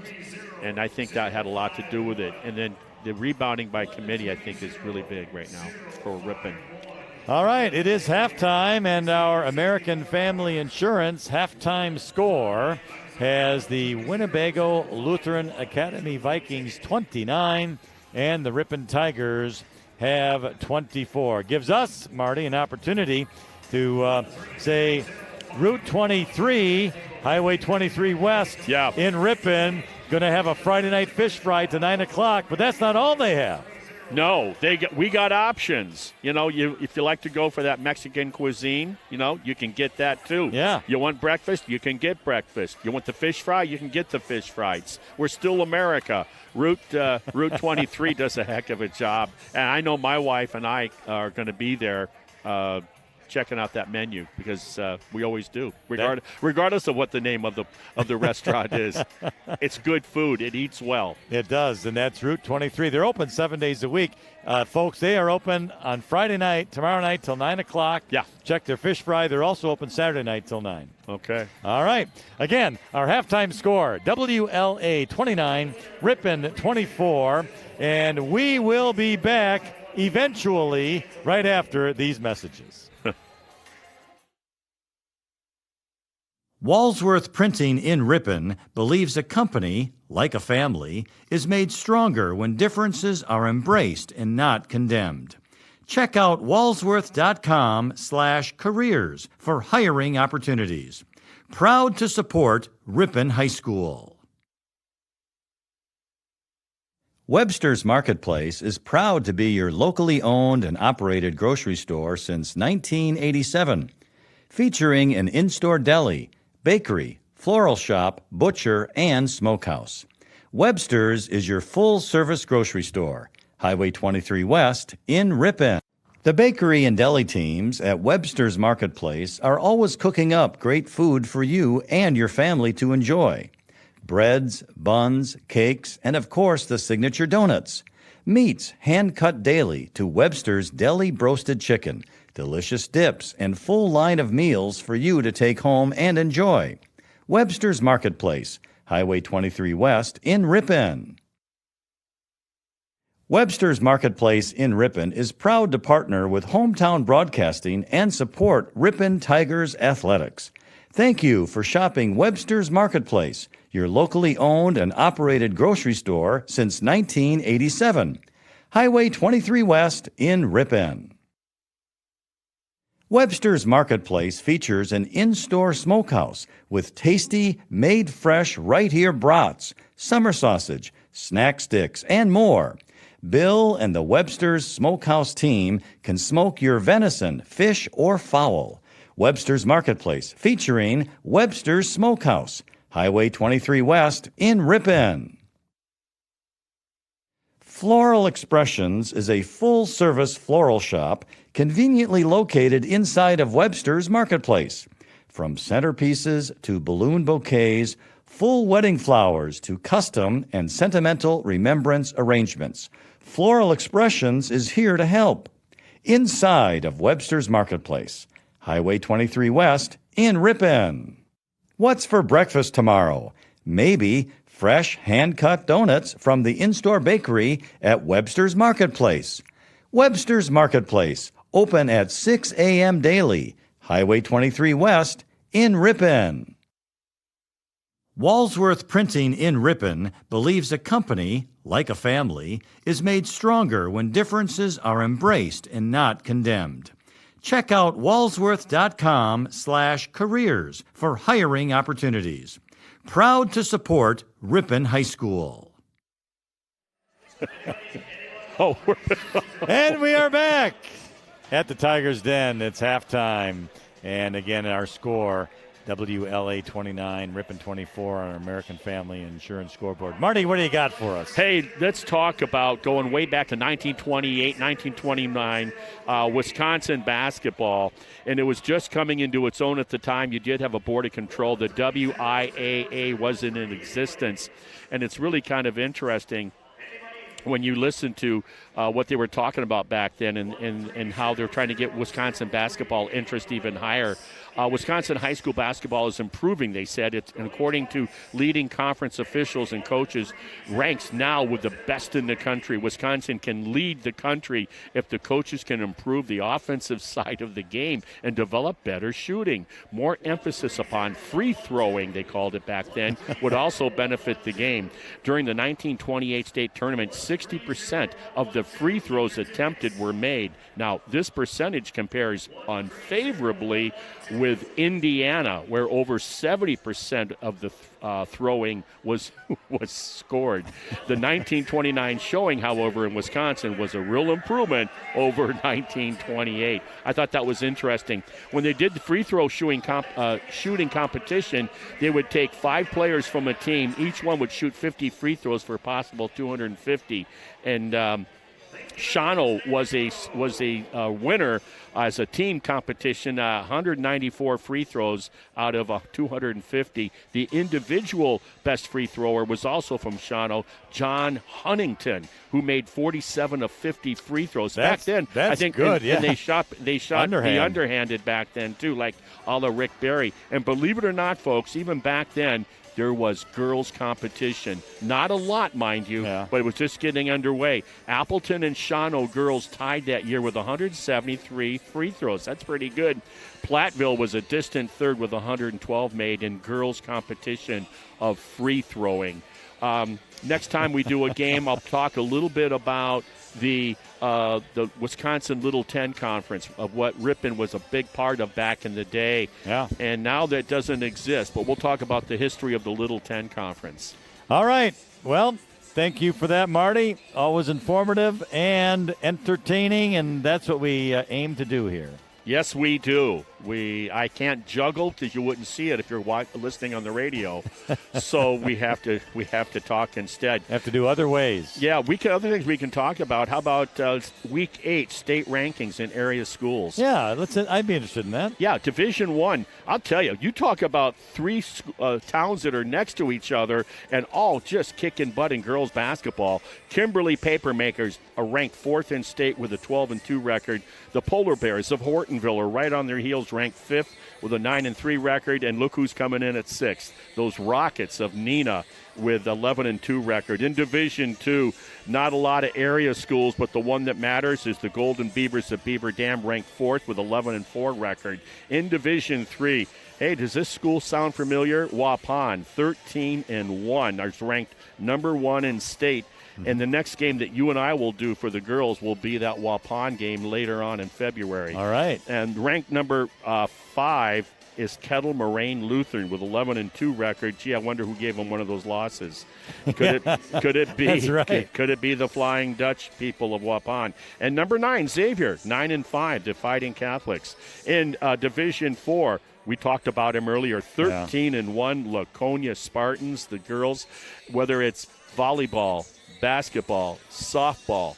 What a bunch of athletes. Yeah. And then in Division 5, a funny place, I don't know whoever would go to school there, Randolph, 10-3, ranked 3rd in state. And then Lourdes Academy out of Oshkosh is ranked 7th with a 10-2 record. If you're wondering what's going on in our conference, nothing tonight, but tomorrow night it's a full slate with the exception of our own Lady Tigers. Kettle Moraine Lutheran, ranked 4th in state, is going to go to number 1 in state, Waupun. Waupun 6-0 in conference. Kettle Moraine Lutheran 4-1, having lost already to Waupun. Kewaskum will be at Berlin. And this is interesting. That's going to make a big difference because both teams are 3-3 in conference. Mm-hmm. So you're going to see a big change there for third in the battle for third place. And then Plymouth, the big question: Plymouth Panthers at Winneconne Wolves. Plymouth 2-3. Winneconne still looking for their first win at 0-6 in conference. Can Plymouth get a win on the road against the Wolves that are 2-3? That's what's happening in our conference all tomorrow night. That is good stuff, Marty. No doubt about it. Yes, and we got a game here, a game that looked like early on WLA might run away with it. I mean, it was downtown Freddie Brown knocking him down. Number 10, 3 for 3, Addison Supernan, the sophomore, the 5'3" kid. She knocks down 3 in a row to start him off. Bauman starts off 5, knocks down a 2, knocks down a 3. And we're going like, okay. And all of a sudden they pulled away double digits. Ripon since then reeled them back in. The 3-point shooting for WLA cooled down a bit. And Ripon started really doing a nice job attacking the basket, getting some whistles, and finishing as well. So they're back, got within 5 of the visitors. And WLA will inbound the ball for the second half. Now they'll be going to our left up here for the second half, which I believe is going to be the south basket. Tipped away. Good job there. So with it now is Abby Cole. Supernan had it. She goes to the free throw line, backs up. Gets it over now to Nell. Yep. Nell drives the lane with that left hand shot up off the glass. No good. Shot. It's bounced around. Nell gets her own rebound. They're going to call. And she's going to get fouled. Well, yeah. Let's see. It's either going to go. It is Bauman. So it is on Carson Bauman. That's her first personal, first team. All right. Bauman had a good first half as she had 9 points. There's a shot by Nell, up and in. Yeah. Too tight on that closeout because one dribble and then you were passed. All right, so here comes Ripon on the offensive end. Bryn Carlson drives down to the baseline, brings it back out, though, to Rost. Rost will go to Nodolf. She's between the circles. Right side now, Carlson. She moved around. Tries to go to Brooks, but it was knocked away by Lindsay Nell. And so Carlson will inbound it to the right side and right in front of the Ripon students. Goes to Ari Brooks. And she will go to Bauman in the lane to Carlson on a baseline shot. No good, left side. Yeah. And it's knocked out of bounds by Bauman, who made a good effort to get the rebound. Difference of that shot is Carlson fell out of that jump shot, and don't you know it was short. Yep. So inbounding it and bringing it up is Addison Supernand for the Vikings. Here's Abby Cole into the corner now. It's Treewin. Into Cole for the lane. Shot no good. She gets her own rebound. 4 Tigers around her. There you go. And we're going to get a held ball. It'll be Ripon ball. She stuck her nose in there. Adeline Noldolf. Nice. She always sticks her nose in there on defense. She's tough. Good job for the Tigers. They get the ball on the change of possession. So here's Adeline Noldolf. She goes to Bauman, who had posted up. And she's kind of stuck, but she goes to Carlson on the wing right side, making a move. I'd like to see that. She dribbled it off her leg and stolen away. Here comes Abby Cole to the basket, and it was knocked out of there by Bryn Carlson. They're going the other way. And whose ball is it? They're going the other way. Ripon. Oh, they changed their mind. That's twice we've seen that. Twice reviews have changed their mind and gone against Ripon. Yeah, what happened, WLA coach? He threw the red flag. Hey, what happened to home court advantage? I mean, come on. All right. That'll be Ripon ball.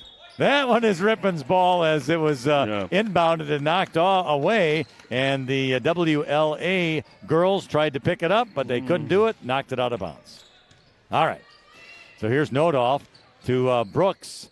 That's tight in there. Tried to get it to Ballman, but we're going to have a foul. Yeah, it's just too tight in there. I appreciate what they're trying to do, but don't force it. So what I want to see on that high post, whether it's Brooks or Bauman, catch that pivot triple threat, square up, and then you can assess whether you want to shoot over the top, dribble, or kick it back out on a pass. Glad to have you along tonight, listening live on AM 1600 WRPN and 93.1 FM, The Wave, and streaming online at youtube.com/Ripon Channel. Nice find. You just saw Lindsey Nell take it to the hoop down the lane for 2 points. Everybody for Ripon collapsed on the post. She kicked it out to Lindsey, and Lindsey had a free ride to the basket. Here's Ari Brooks on the give and go to Carlson. Now it's a shot from the left side, no good by Rost, and a rebound by WLA, and then a reach by Adeline Nodolf. Yeah, Nodolf, you don't want to foul him back there in the back court. That's your third foul on that cheap one. And it's also the third team foul. All right, so here we have Abby Cole with it. She's at the free throw line, backing in, taking it to the hoop, and what do we have? He's going to call a hook offensive. She took her free arm. I was watching that, and she hooked on her spin move, and good pickup by the official. I didn't think he was going to call that. Abby Cole's first team. Nodolf brings it up. Goes to Rost, wing right side. She dribbles to the top of the key, right side, but then passes it over now to Carlson as they fade over to the left. Hey, Ballman going to the hoop, gets a shot up and in, and she's fouled. What Ripon's doing, if you've noticed, they're spreading the floor. We haven't seen this before. They're kind of congested in their half-court offense in the first half. They're spreading the floor out and then trying to get their athletes either to slash through the middle, hit them, like we just saw. What a great move to the basket, and for Ross to find her, but she misses the free throw. The foul was on Lindsey Nell, her second, team second. Coles brought it up for WLA. Now to Lindsey Nell. She's on the wing right side. Cross-court pass here to Supernand. She gets it to Tyson. Tyson is... Good, Ross. Yep, defense. Going back to Supernand. Treewin tries to get inside to Abby Cole. But she has to dribble it back out. Now Nell has it. Better defense by Ripon. To the free throw line, driving to the basket, and she's going to get a foul. Going to be a trip. And the foul is on, I wasn't sure. Let's see, Ellie Ross, her second and fourth team. So 2 free throws here for Lindsey Nell. She has 11 points in the game, make it 12. Well, make up your mind, Lynn. Well, I was counting here, and then I was counting while she was shooting, and she misses the second. But Abby Cole gets the rebound. Got to get a butt on it. And she's going to bring it out, and now Tyson with a shot. She missed it, but it goes out of bounds, and it is Ripon's ball.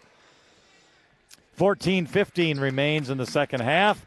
It's the Vikings 34, the Tigers 26 on our American Family Insurance scoreboard. Watch Ripon, how they're spreading the floor. You got to keep your spacing like that. Here's Nodolf driving down the lane, little floater up and in. Adeline Nodolf. Well, you see what it's doing? It allows them space so they can create and go one-on-one. Because they couldn't drive the lane. So Abby Cole has it. Off here to Tyson. Cole in the lane, tries to dump it off and does, and a shot no good. Rebound by Carlson. Quickly now to Ross. She's on the right side. Looked for Ballman, but she was covered. Yep. Now it's Brooks at the free throw line. Oh. And her pass was knocked away, but picked up by Ross, and she's going to get fouled. On the reach, on the dribble. Don't go away from what you're doing. Spread the floor, take your time. All of a sudden they're collapsing and shrinking the floor with their offense, and then they can't run anything. Emma Aesop in for the Tigers. Stacked on the inbounds. Left side underneath the basket. It goes to Ballman, and what do we have? A foul. Oh, we have an offensive foul, illegal screen against the Tigers. And it looks like it's going to go on Emma Aesop, her first and fifth team. She just got in there, too, I think. Yep. Okay. Bringing it up is Supernand. There. And it's stolen away by Aesop. Right at the free throw line, extended to the right. Good fundamentals there by Ballman will bring it up over to Carlson. Ballman, it's over her head, but she was able to grab it. Does a shot on the baseline, no good. Rebound out of there to WLA to Tyson. Saved from going out of bounds by Abby Cole. Abby Cole gets it back. She'll bring it up, and she hands it off to Haley Wolf. Wolf with a bounce pass and a shot up short by Tyson. Nice Rebound. Job, Aesop with a rebound. Nodolf again. She has it. Left side. Goes over to Rost. Rost here to Carlson. Carlson, Ballman posted up. She's backing in. Brings it back out to Nodolf, though. And it gets it back down to Ballman. She shot up off the glass. Good! Twisted her body. Was able to use the window. Nice shot. 13 points for Carson Ballman. It's the closest they've been in the game. It's 34-30 Vikings on our American Family Insurance scoreboard. Here's a three, no good. 12:20 remaining in the second half. Ballman gets the rebound. Long pass over to Nodolf for a three. Left wing. Good! Game on right here. Timeout WLA. It is It'll be a 30. indeed. 12 minutes, 10 seconds remaining in the second half. Vikings 34, Tigers 32. We'll be back in a moment. Hometown Radio, the home of the Wave and the Bug, is your local source for news, weather, and sports. Tune in to WRPN 93.1 FM and AM 1600 and team up every weekday morning with Bob Nelson to find out what's happening in your area. Keep moving with confidence on your long drive ahead. Get ready for your next road trip with Goodyear Tires from Cliffs Tire and Battery, West Fond du Lac Street in Ripon. All right, we are back. 12 minutes, 10 seconds remaining. And it's WLA ball as they bring it up here. Supernand. She goes to Abby Cole, who posted up at the free throw line. Hands it off to Haley Wolf, almost stolen. Good defense. I like the way Ripon's getting more aggressive. They're getting comfortable with the physicality of the game. Abby Cole tried to get it down here to Jenna Petrowitz, but it's out of bounds to the Tigers. That's man-to-man, good pressure defense creating that turnover. Outstanding. The Tigers have an opportunity here to tie it up or take the lead. Okay, high post again. There's Emma Aesop. She's driving to the basket from the free throw line. No foul called, but it is safe from going out of bounds, and Lindsay Nell will bring it up for the Vikings. I like what they were trying to accomplish there. So Nell goes to Abby Cole, three on the left wing, no good. Rebound comes off there hard off the rim. Supernam gets it. She does a three on the right side, out of bounds to Ripon. I think WLA's playing right into Ripon's hands right now. WLA has the size advantage, no doubt about it. They're not exploiting that. They're fine settling for threes, and they're not falling right now.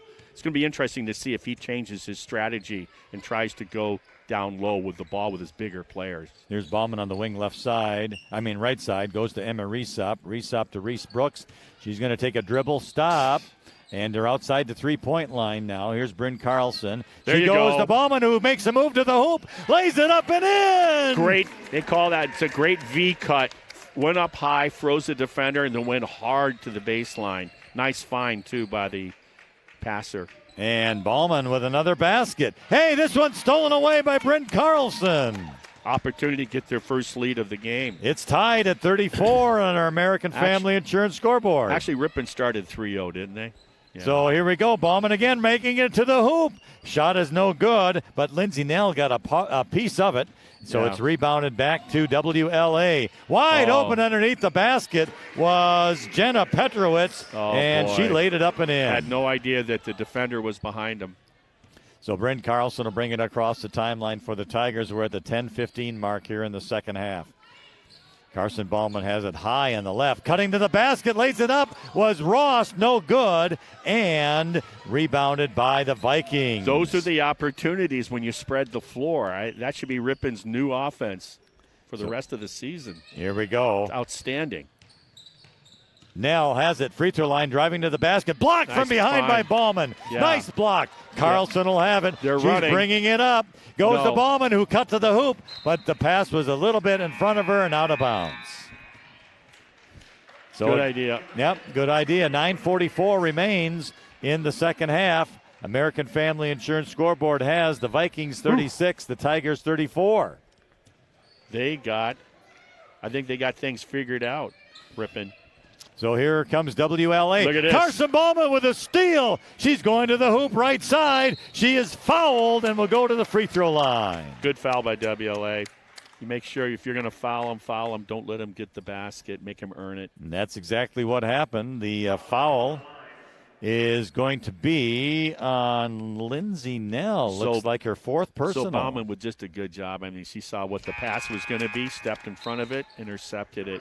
Ripon just seems to be playing with a lot more confidence, and it's growing right in front of us, the confidence, as the game progresses. Carson has a chance to tie as we await the free throw, and it's no good.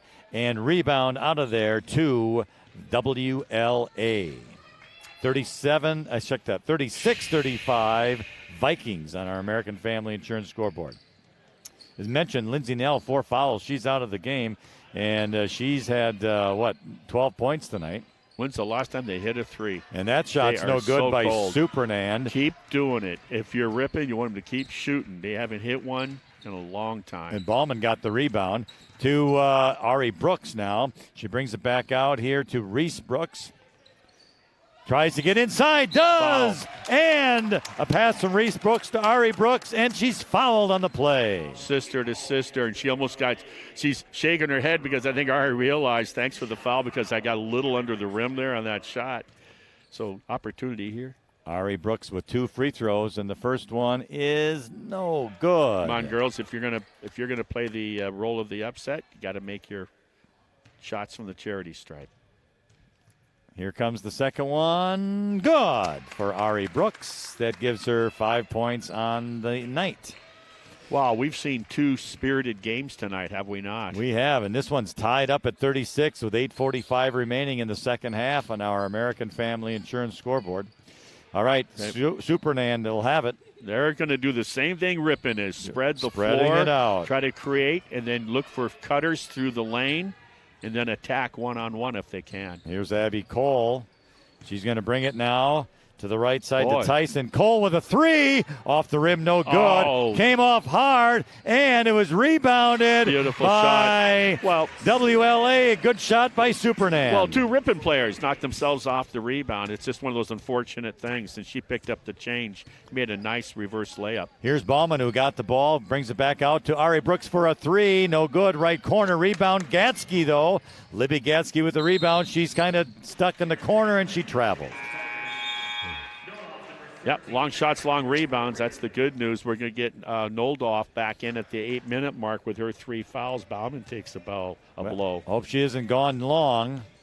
Ripon down by 2. Under 8 minutes now in the second half. We're seeing mirrored offenses now with the spread offense. So Petrowitz has it. Dribbling around there. Goes over here to Tyson. Tyson to Wolf.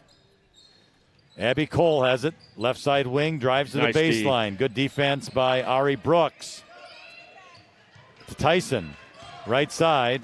Tyson gets it back. Ripon playing so much more aggressive and confident. You can just see it. Petrowitz.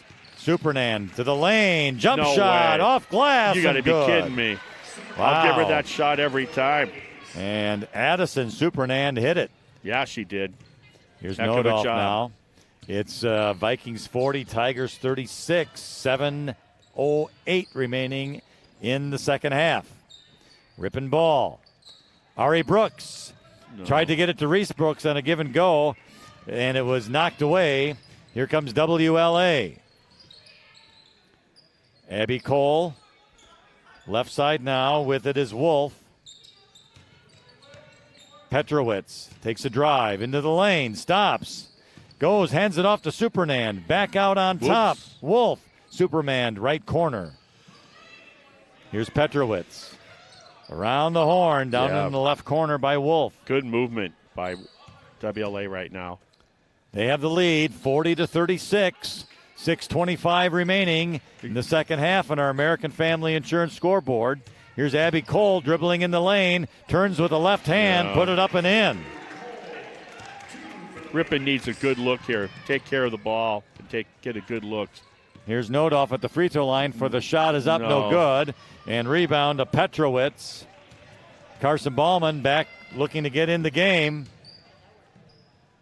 Here's Cole, top of the circle. Left side, Wolf.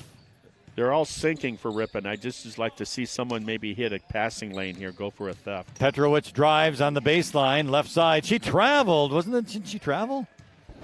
Maybe the ball was knocked away. I thought she did. I'll stay out of that one. Yeah, I guess apparently not. If you didn't say anything. I could have covered for you. Yeah, you should have. I left you hanging, didn't I? You did, but My that's bad. okay. I owe you. That's okay. Knocked away by Ari Brooks. And, my goodness, isn't that a travel? They're going to get a timeout by WLA. Gosh. That was a travel. The second one was a travel anyway. A travel or a foul, take your pick. All right. 5:22 remains in the second half.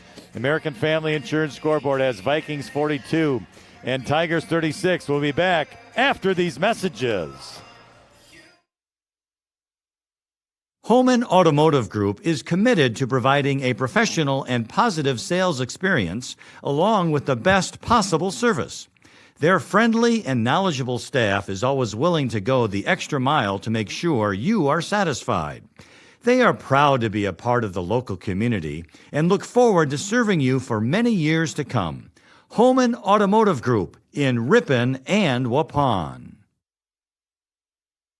Our halftime show is brought to you by MPB Builders, known as an industry leader in post-frame construction. You can trust MPB Builders, a 13-time winner of the National Frame Builders Association Builder of the Year Award.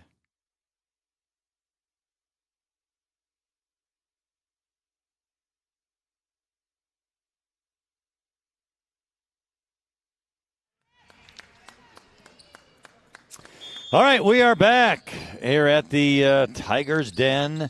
It's WLA ball, and we're getting late in the second half. The Vikings with a 6-point lead.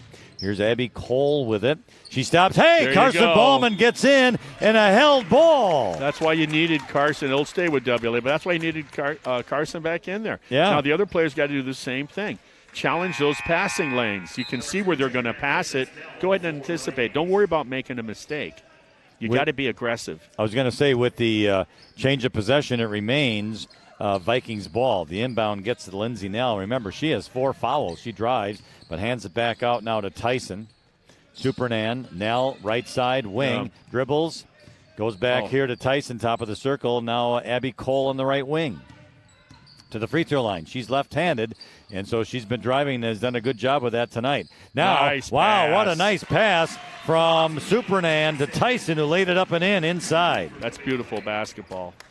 Now it's an 8-point lead as WLA starting to pull away here a little bit. Now here's Carson Ballman, top of the circle. Get back to what you were doing, Ripon. So let's see. Nodoff. She has it. But couple dribbles. Cut hard through the lane. Don't jog. Ari Brooks was tripped up, and there's a foul on the play. And the foul is going to be on Abby Cole, her second, team's 5th. So Bryn Carlson will inbound it for the Tigers. Gets it in. Oh, I thought she was going to get it to Ballman, but gets the note off instead. She's in the lane. She goes to the hoop, and she's fouled on the play. Tripped up. So Adeline Nodoff will go to the free throw line. She has. Well, that's what they need because they 10 need points. to get some points here with the clock not ticking. That's what they need right now. And now it's 12 points for Adeline Nodoff. She's shooting them, left-handed just to make it fair. Yeah, let's say that. And the next one is in and out. No good. And Abby Cole gets the rebound. 44-37 Vikings on our American Family Insurance scoreboard. We're at 4:15 remaining in the second half. Really good free throw shooting team, WLA. So that's Supernan. Over to Nell.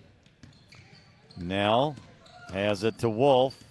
They're just kind of doing figure eights with the ball outside the three-point line, almost stolen by Bryn Carlson. Well, that's what you got to do. You got to gamble. You just can't sit back and let them work clock.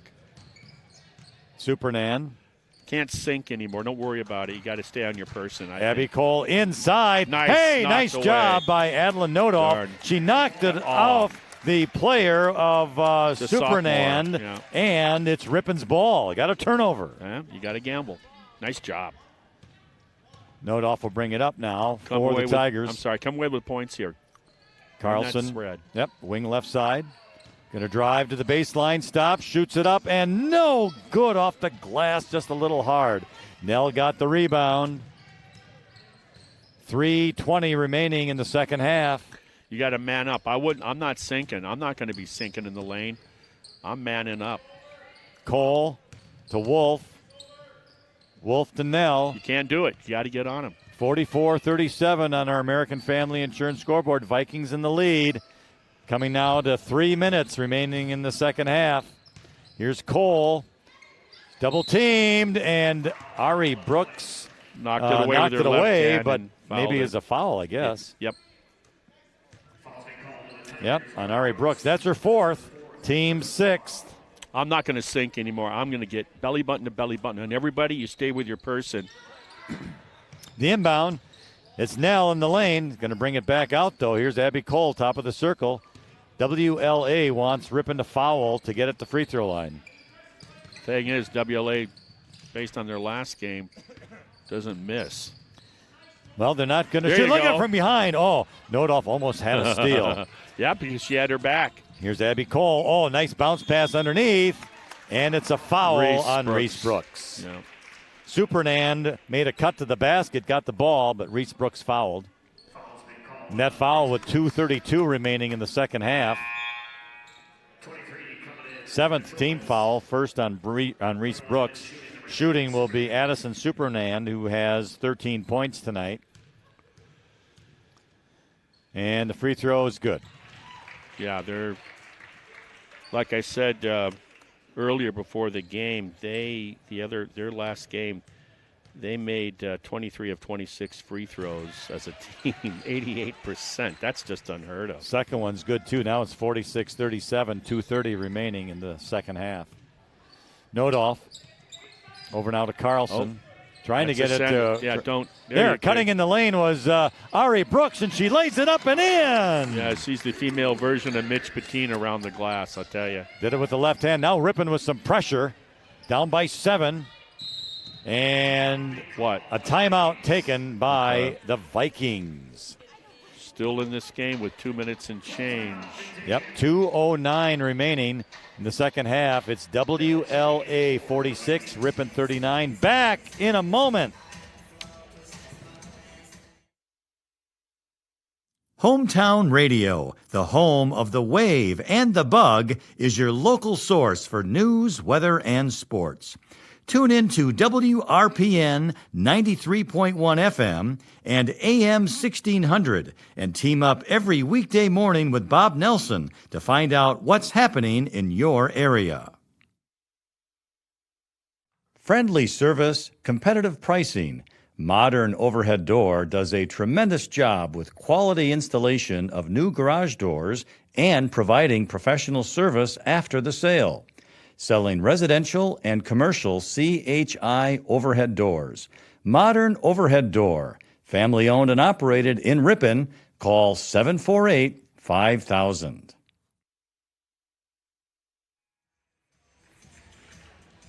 All right, we are back at the Tigers' Den.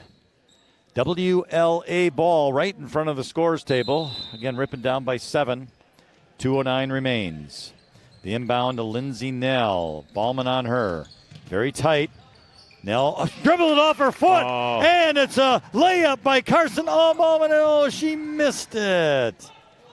Oh, what good defense. Now the other way, good hustle. Bryn Carlson knocked it out of bounds as she was coming down the lane as a WLA player was standing right there.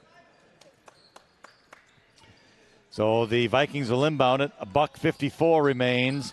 The inbound comes, and the shot is up and in by Abby Cole. Good move. That might do it. Down by 9. 1:45. Here's Carlson. Wow. Bringing it across the timeline. Nodolf. Ari Brooks trying to get it to Ballman. They do. Inside. Shot no good. Gets her own rebound. One dribble. Bounces it off to Ari Brooks, but it was off her leg and out of bounds. Yeah, it was a good idea. Just a little too hard. Too many miles per hour on that. Okay, score remains WLA 48, Ripon 39 on our American Family Insurance scoreboard. 90 seconds remain. And now a foul on the Tigers in the backcourt. And that foul is going to be on Adeline Nodolf. That's her 4th. Should be team's 8th, I believe. Yep, it is. So it's still 1+1 if made at the free throw line for the WLA Vikings. Shot is no good. Hey, there you go. The rebound tips out of there. Ballman ends up with it. She's got to hurry. You got to hustle up here.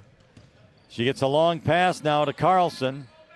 Carlson to Ross. She's fouled by Jenna Petrowitz. And then he'll put Ripon at the free throw line. Petrowitz, not a smart foul. I mean, you got this game won if you play it smart, but that's not what you do, is stop the clock and let Ross shoot 2. Ellie Ross scoreless tonight.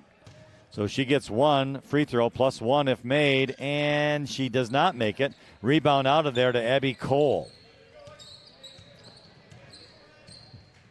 Minute 10 as they cross the timeline, WLA. Right side, that is Tyson, and she's going to be fouled. The senior, Tyson. And that's Adeline Nodolf's 5th personal foul, so she's done. Reese Brooks will come in. 64 seconds remain in the second half. Vikings 48, Tigers 39 on our American Family Insurance scoreboard. Shooting the free throw is, let's see, that is 13? Tyson. Yeah. Tyson, she misses it. Hard rebound, though. And another opportunity. The rebound came right off in front of the bench of WLA. Timeout, WLA. They got the ball, and they will call timeout. 30-second timeout. Markesan, what do I got here? Yeah. I wrote Markesan, but it's WLA. They're going to be playing New Holstein Tuesday, and then they're going to be WLA will be traveling to St. Mary's Springs a week from Friday. What do the Tigers have going on? Well, I'll get there. Oh, okay. For a reenactment of the Holy Wars. And then for Ripon, Monday, they're going to keep it in non-conference action, and they're going to take on the Cougars at Campbellsport. And then Tuesday, they'll jump back into the fire of conference on Tuesday. Kettle Moraine Lutheran is going to Waupun tomorrow night, and then Ripon will go to Kettle Moraine Lutheran Tuesday. Okay. Our next broadcast will be with Waupun on February 6th with the girls. The inbound goes to Nell for WLA. They're going to be chasing around, and Ballman is going to have to foul Lindsay Nell. Yeah, they're not going to shoot. They're just going to let Ripon foul. 55.7 seconds remain in the second half. Ballman's second personal. It's also the 10th team, so Vikings will shoot 2 each time at the line. And this one they make by Lindsay Nell, who has also 4 fouls tonight.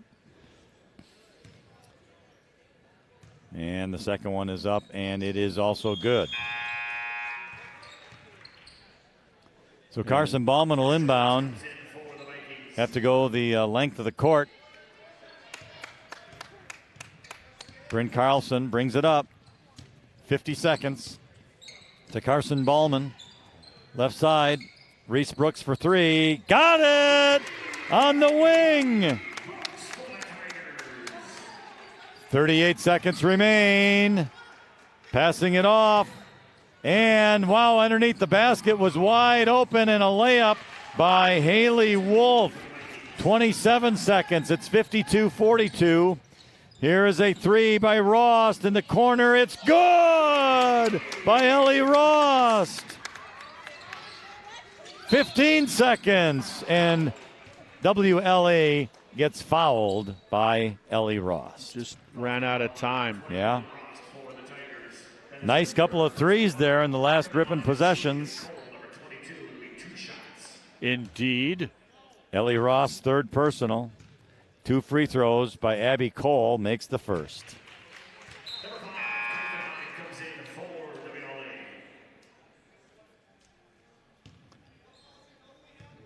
All right. Second free throw is good. All right, 15 seconds for Ripon. Down by 9. Long pass. Reese Brooks 3. Reese Brooks 3 missed it. Rebound Bryn Carlson, and she's fouled on the play. And that's with 6.5 seconds remaining. So Bryn Carlson will go to the free throw line for 1+1 if made. Yeah, part of the thing, we'll talk about it in a little bit here. But well, let's see what we got. Ripon did a nice job of fighting, like I said earlier, fighting back into Yeah, they this did. game. And this one is no good. Rebound out of there is a held ball, possession to the Tigers with 5.4 seconds remaining. Again, 54-45, WLA. Inbounding it is Bryn Carlson, goes to Ballman for a 3, wing left side, off glass, no good. Rebound out to Abby Cole, and that's going to do it. So the final score, the Winnebago Lutheran Academy Vikings 54, the Ripon Tigers 45. With the loss, the Tigers go to 6-10 overall. With the win, the Vikings go to 10-3 overall. We'll check the scoring here for you. Reese Brooks, she ended up with 5. Ari Brooks had 7. Emma Resop 2. Libby Gatsky 2. Adeline Nodolf had 11. Carson Ballman had 16. For the Vikings, Lindsay Nell had 14. Addison Supernand had 15. Haley Wolf 4. Leah Tyson 2.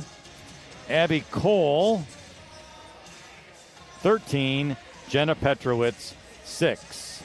So that is the scoring here tonight. There's some good news here if you're the Tigers. In a game that they could have just folded the tent, they fought back, tied the game actually, I think at one point. Yeah. And they did it with picking up their defensive pressure in the half-court offense, and they did it with spreading the floor, which was the huge thing to me, spreading the floor, open up the middle of the court, and then let athletes cut through and make cuts, find them, and then attack the basket. They did a good job of that. And I think that maybe that they've found something that maybe they can hang their hat on for the rest of the season when they make their final stretch back into conference. I think that was important.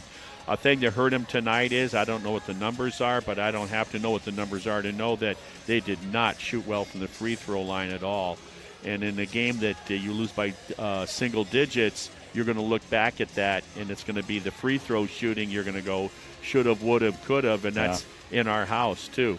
But when overall, they took on a foe that was going to be a tough uphill fight, and they were up to the challenge. And that's what I think. That's what you got to feel good about.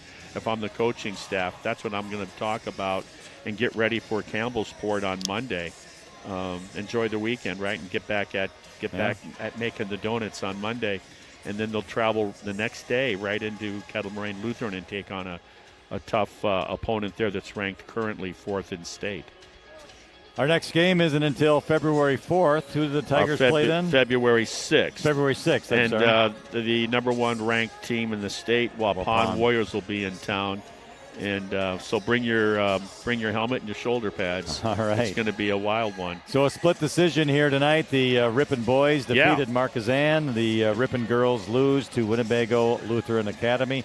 We thank all of our sponsors for sponsoring these games here tonight. We also want to thank Sarah Kesich back at Radio Road. On the board, for sure. Always does an outstanding job, so we appreciate her hard work here tonight. Yeah, and then we Sarah. You're right. And then we got Jonathan Steffen, our tech supervisor. We had J.J. Cronin behind the lens tonight. And, all those guys did the job. So, good deal. We're glad we were able to bring it to you. Lynn, good call. And then, so it's going to be a while till we're back in action with high school. For Marty Ernser, I'm Lynn Krause. Final score, WLA 54, Ripon 45. Have a good rest of your evening and also a good weekend coming up. Enjoy that warm-up, that 11, 12 degrees, man. It's awesome. It's coming. Yeah. You have been listening to Ripon High School Tigers girls basketball.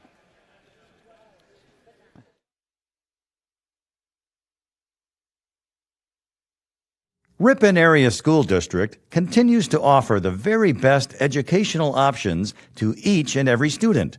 Ripon Tigers are building their future in a high-achieving academic atmosphere supported by a dedicated professional staff who are passionate about education and strive for excellence. Come to Ripon and experience what happens when excellence meets innovation. The Ripon Area School District mission is empowering learners, engaging community, and enriching the world.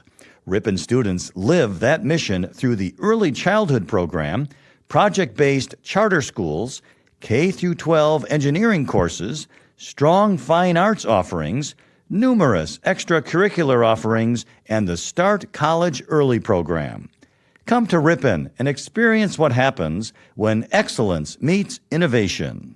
Excellence meets innovation at Ripon Area School District through a commitment to continuous quality improvement. Ripon was awarded over $1,400,000 in grants to expand support for students and their families through interventionist supports, school-based mental health,